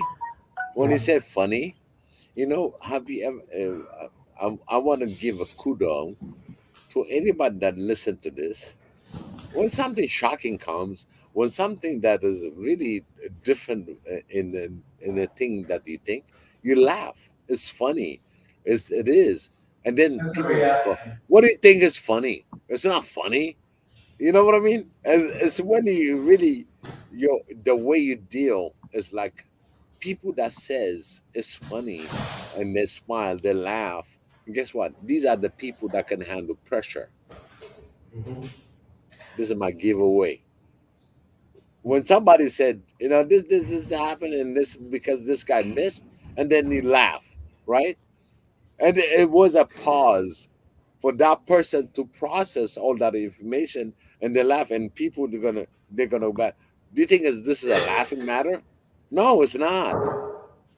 It's just it's so shocking that this thing get processed that way. Yeah. And at the same time, when I put myself into the diaspora, I've been assigned. I didn't assign myself. I didn't say about diaspora. It's been dedicated in a different way that everybody said, okay, Ephraim's gonna cover the diaspora. I'm blessed because it's something that everybody voted to it, and I not hope, but I will deliver just that. And now when I deliver it, I just want to make sure that people understand that we are in different understanding where we stand. You thought you knew, but you don't know. And everybody has to come to the challenge to understand what you know versus what you don't know that comes in as a download. It's just like another computer. You're putting it in, you're on Windows or you're on Apple versus, but the same thing happened. The information should be the same. It's how we're going to process our information system collectively, what we're going to put down together. This is what I understand. Is that true with you and us and we together? Well, but believe it or not, I think most people that are here all the time, 100%, if not 190%, if not 200%. I think we all, Pastor Ezra, you can jump into here as well. I don't know, something happened. Can I just get a little personal here? Something happened, not that I haven't been doing this for a long time. Something happened in say about like August, like right before the whole crazy crap that happened in Ethiopia happened. And sometimes I was busy doing my own thing. I still am, I have my own life, right? But something happened. I realized, like, you know what? Like, everything that I'm thinking, even though I'm doing it here, for example, my family has an Ethiopian restaurant, like, so we are ambassadors to African culture and to this crazy world that we live in as diasporas. For example, that has always been an outlet of me being very something of a believer in that, promoting Africa, whatever that might be. But I think during the whole normal movement and everything that happened in Ethiopia, I think kind of woke a lot of people up. But it was also because of COVID.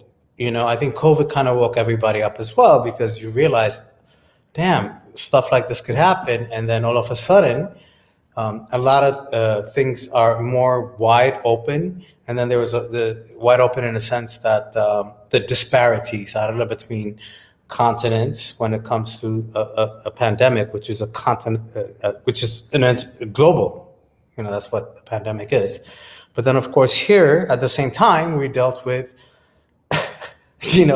with the most, I almost call it like it was the 1960s for us, on our generation, which I've been here for a long time, 20 something years, almost 30 years at this point. Oh, over that, actually, a little over 30. And so watching all of that and going through all of that also woke you up to a whole kinds of a new awakening. And so that's what's happening. And here we are, right? One Africa and SNN.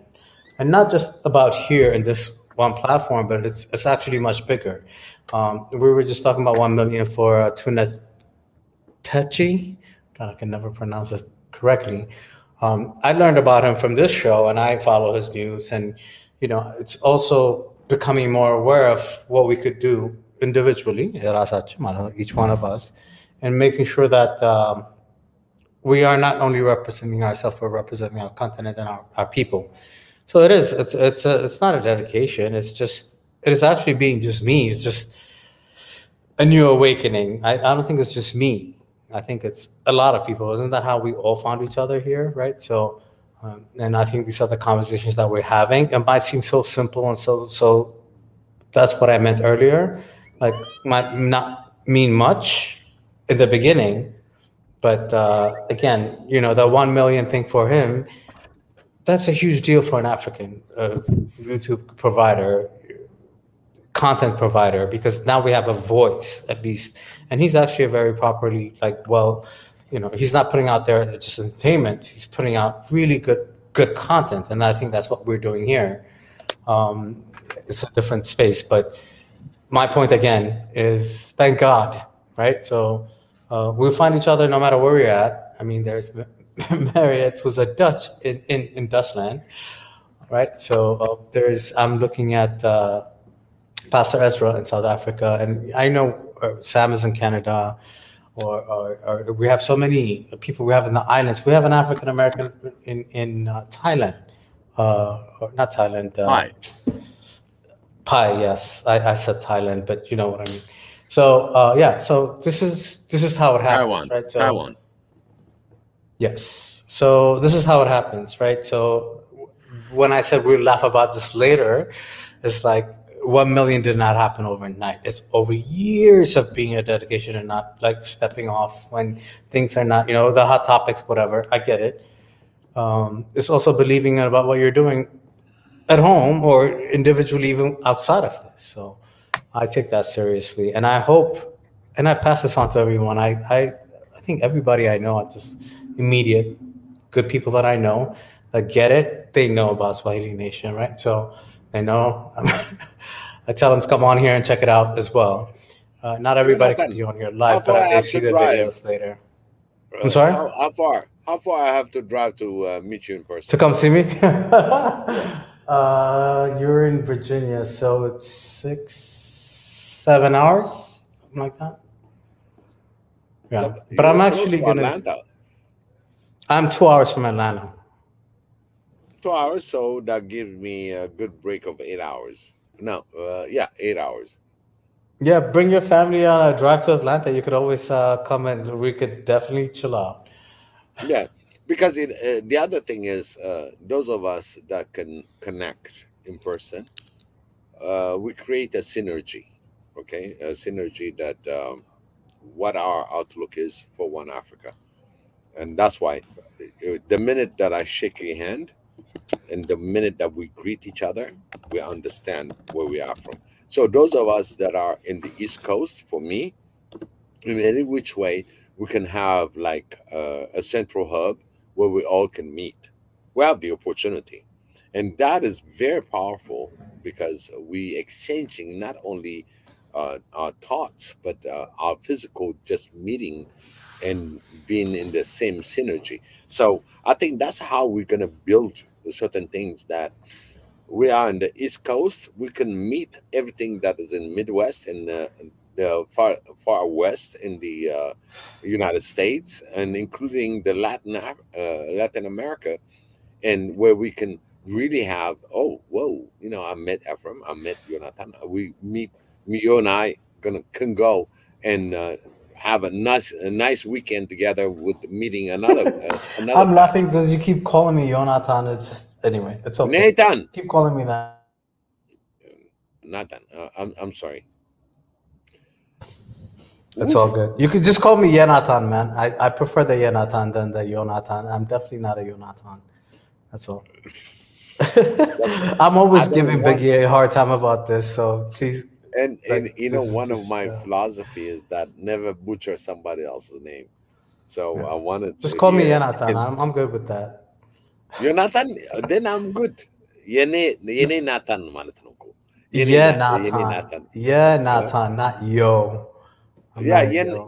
Yene Nathan. But Anyway, you know, I'm always giving name Biggie a good. hard time about this. Again, I'm not gonna. I feel like I could Nathan, see. right? Yeah, no, just Nathan is good.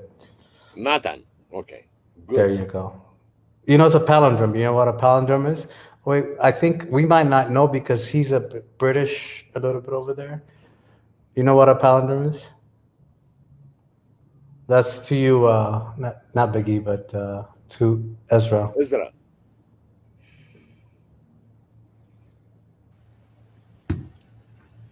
Jonathan. Do you know what a palindrome is?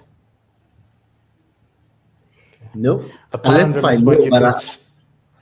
Okay, no, it's okay. Like it's something I learned because of my name. You can spell it the same way backwards and frontwards. oh. Mhm. So Natan, you can spell it the Mm. same way either way. Oh. It's a palindrome. Yeah, now I see. Jonathan, Nathan. Simple, right? Yeah. Nathan, not Exactly. Nathan. But anyway, it's all good. But so going back to what you were saying, we're definitely having a Friday moment right here. It's just us having a good time. But I completely agree with you, Biggie. I think in a regional sense, yes. I actually, I've been saying this from the beginning. I You know, hope that Swahili Nation will do. It doesn't have to be in person because we do have the people that, for example, that he's interviewing now, with all the different people that he's interviewed or he's talking to, or people, the connections that you're making, is to do really like a conference almost, right? So you can do a 1 day conference online. You have windows for people to come and engage with each other. I think those are the things that I'm thinking of, and just this, the live shows and all of that. I get that, but I almost feel like it should be. You might even do it on, in person as well in Africa somewhere, where you invite.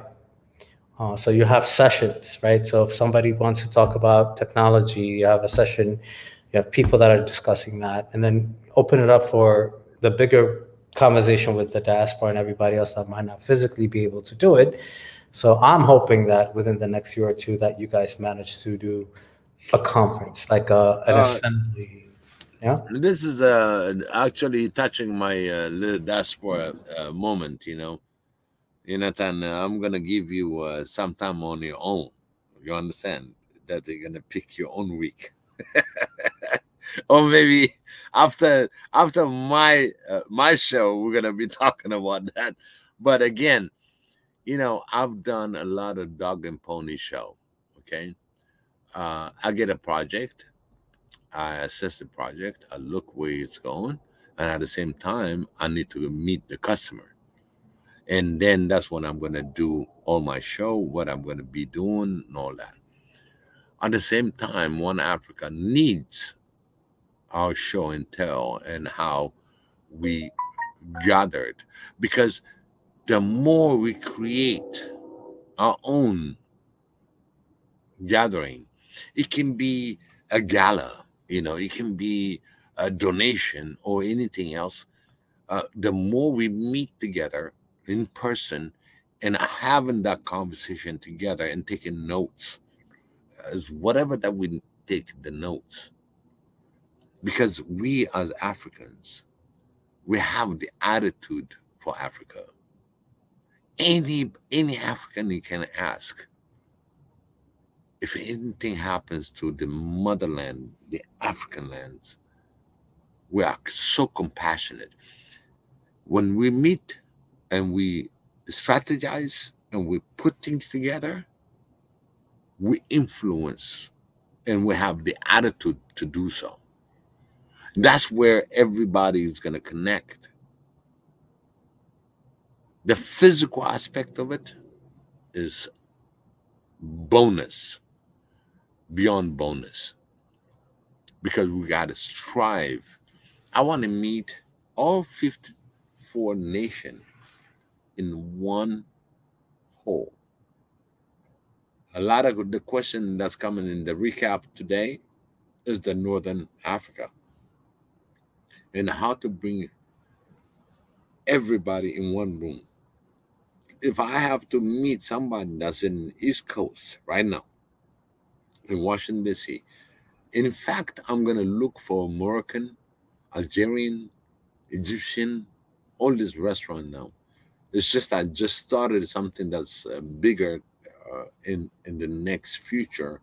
What I'm not changing my career, but I am within my career. But at the same time, there will be a change when it comes to software development and delivery. Now I'm just going above because I finished all my telco experience. Now it's just plugging in and seeing what's viable, what's working, and what's not working. And I am in that level.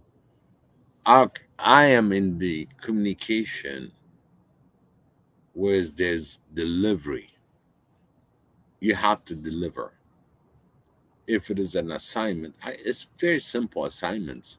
And as much as I'm thinking is the low-hanging fruits assignments.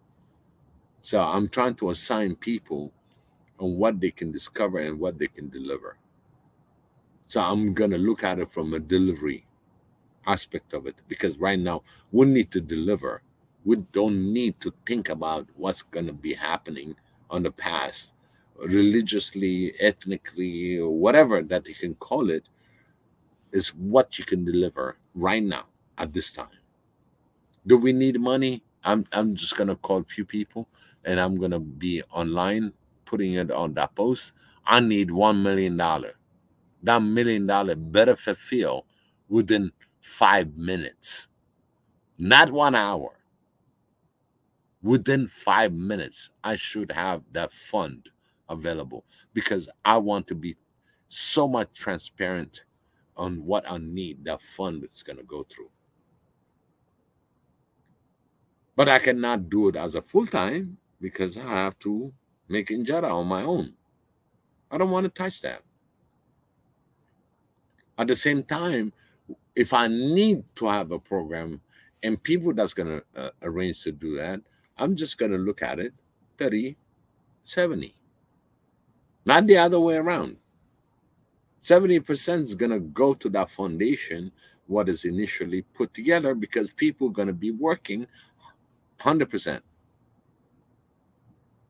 It's not corruption. It is the way it is. When you take people to do some work in the expertise and they take care of their own, managing their own finance, and at the same time being involved on this finance. I need professionals, in simple say. Professional. I'll leave it that way.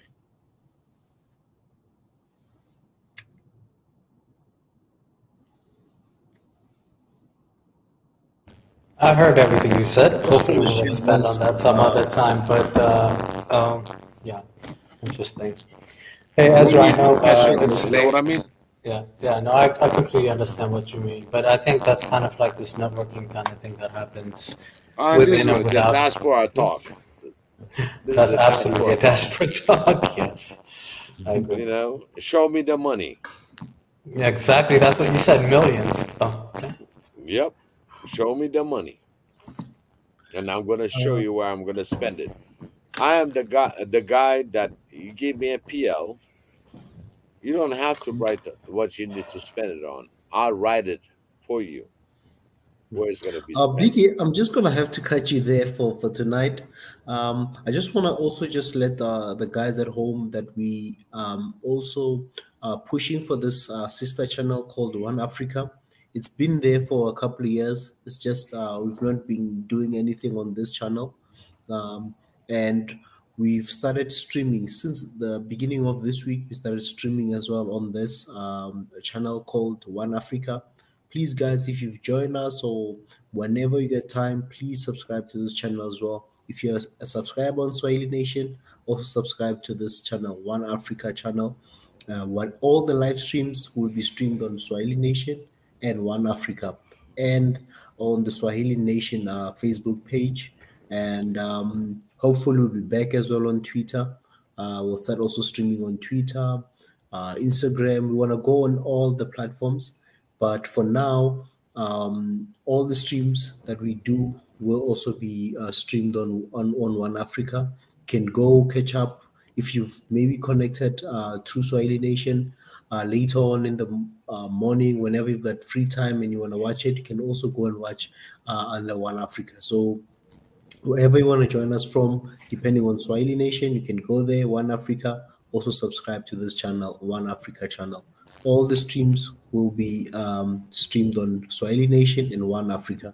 So please, if you support the movement, the One Africa movement, also subscribe to this One Africa channel. It's been there. I know it's a small channel compared to maybe Swahili Nation, but let's grow this channel as well to reach what Swahili Nation has been trying to reach, and even the numbers as well. So subscribe. If you subscribe on Swahili Nation, subscribe as well on One Africa. I'm just going to share quickly the what do you call this, the link for One Africa YouTube channel. Please subscribe to it. Can I just also thank everybody thank you for joining the Ezra and Yanatan show this Friday. Of course. That's what it felt like. Oh, Jonathan It felt like that with our special guest, Big E. So yeah, thank you for joining us today. Yeah, anyway, I'm being funny, but yeah, I felt like this is the longest I've ever been on any talk on here, and so I felt like the professor, not professor, I keep forgetting it. I just want to call you Ezra, right? So the Ezra Nathan show. Yeah, the Ezra Nathan show with a special guest, Biggie. Thank you for joining. So I don't have any problem with Jonathan and Yenatan. No, you don't. I'm just saying thank you for joining us. That's funny. But I just had to throw that in there because it felt like I think yeah. Thank you, Ezra, for letting me speak. But Ezra, you know, one thing that I would say, you know, any African, a true African move, and that we are in the same posting, in the same motion for One Africa, we should join, support them. And Dr. K has an amazing show.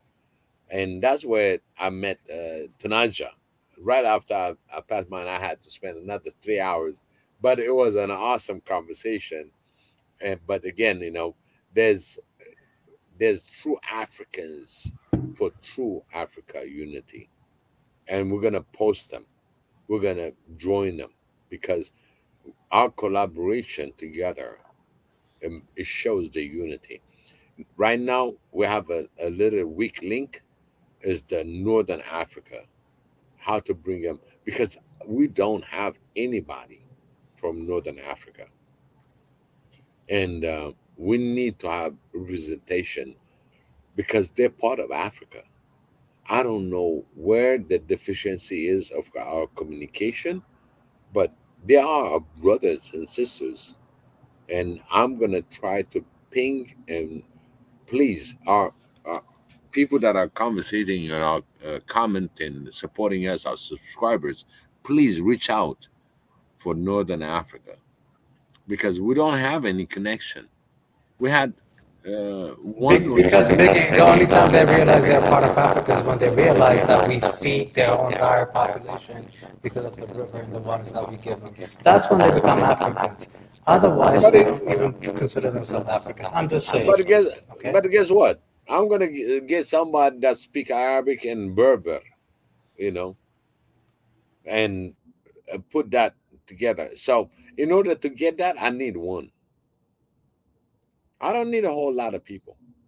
I only want one. In fact, in the diaspora, I challenge those subscribers that are in diaspora. I challenge for one Berber or one Arabic speaking for Northern Africa, and I'll challenge you tomorrow in one diaspora topic tomorrow. Please join me, and we're going to be dissecting all the differences and why we don't understand. If there's anything that we can do, tomorrow is the day. I'm Biggie. Join me tomorrow. Thank you very much. Go ahead, Ezra. Yep. We'll be closing for tonight. Thank you for joining us. And as I said, our family, that in the near future, we're going to have the weekly recap is going to be shorter. It's going to be like maybe 30 minutes, announcements, just a quick recap, quick review. And then there will be like a normal show for our Fridays where we can go crazy. We can do whatever we want, or even bring in somebody, interviews and stuff. All this, that we're going to do everything. Entertainment, be it music, be it whatever, since it's a weekend. We're going to do those things.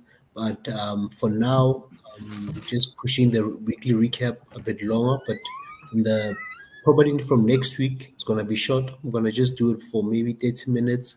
And then just quick recap of the week. And then we're going to close the stream, and there will be a main stream for anything, either the open lines, or we're going to have specific topics, maybe invite musicians, new actors, whatever, any inspiration. But it's going to be one of those light conversations, because I know most people the whole week, they've been education, Swahili, it's been so much. And I'm sure a lot of people sometimes want to just talk about anything without maybe being restricted to just a specific topic. But we'll do the flexible shows again in the coming weeks and stuff. So the weekly recap is going to be shorter. It will just be announcements, a quick recap, suggestions, then we're going to close and then go to the main one. The family for tonight, I'm gonna just say to the guys, let's meet again. Thank you. Okay, Ezra, thank you for doing this, because I think you're right. I like to do the short sessions with everybody on, talking about what their week before was. Thank you for doing this. I know it's been very, very long. I feel like the key is definitely having a good ride. Thank you, Ezra. Yeah. See you tomorrow on Biggest Show. Okay. Make it a quick prayer. Thank you. Amen. Let's go. Yeah. So you're just gonna pray, family. In closing, Thank you, Abba Father, for being with us tonight. Thank you for our brothers and sisters that have been joining us, that have been here with us. We pray, Heavenly Father, as we go in different places and different places, different things. I pray that you cover and bless and protect each and one of us until we meet again. In Jesus' mighty name, amen. So thank you, family. Amen. So let's meet again tomorrow for the Diaspora Talk with Biggie on the Swahili Nation channel. Also, please do not forget to subscribe to the One Africa channel as well. This is another our sister channel, One Africa. Whenever we go live here, we will go live on the One Africa channel. So please go and subscribe to that channel as well. And let's grow together. And it's been a great show. It's been a great week. All those who've come and had their own live streams, thank you very much. From Wanda Tezi, thank you for the hidden hand. Thank you, Biggie, for the diaspora talk. Thank you, His Excellency Mika, for the conversations with different inspirational people. Thank you to Tenzin for the hard work, polygamy, marriages. Wow, what a great topic for this week. Professor Ezra, the education talks. Thank you very much for all your hard work as well. Paul, the Swahili Sessions. Thank you. Join Paul for the Swahili Session, 5 p.m. East African time. The Swahili Session with Paul. Thursday, 9 p.m. East African time. Join Dr. Ebenezer for opportunities in Africa, different topics about opportunities in Africa. And myself, every Friday, do the weekly recap, and we're going to have probably 2 shows on a Friday. The weekly recap is going to be shorter, and then the main show will be a different stream altogether. So yeah, be ready for that. And we love you. We thank you for your support. Keep supporting Swahili Nation, One Africa channel, and let's grow together, family. Let's all try to reach 1 million. Let this be our goal for this year. Tell your friends, tell your family to subscribe to the channel, and turn on the notification icon so that whenever we go live, whenever we do any uploads, you get notified. So we love you, family.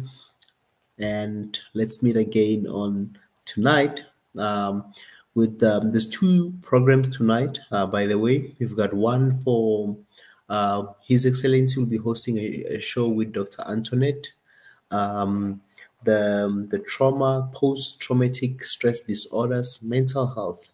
It's going to be a conversation for today or tomorrow for those who are in America, but here in Africa it's already a Saturday morning. So today in the afternoon, we will have a conversation, His Excellency Mika, with Dr. Antoinette for the mental health conversation, trauma, post-traumatic disorders. And then later on, the diaspora talk with Biggie. So he joined those 2 shows. And yeah, so that's it for tonight. And this morning for me, but that's it for tonight. Hopefully, I will be seeing you tonight. I will also join, and I'll be listening to some of these programs or these shows that are coming. So yeah, family, keep subscribing, keep liking, keep telling family and friends about this channel. So until we meet again, be blessed, be safe, and let's meet again later on today. Shalom.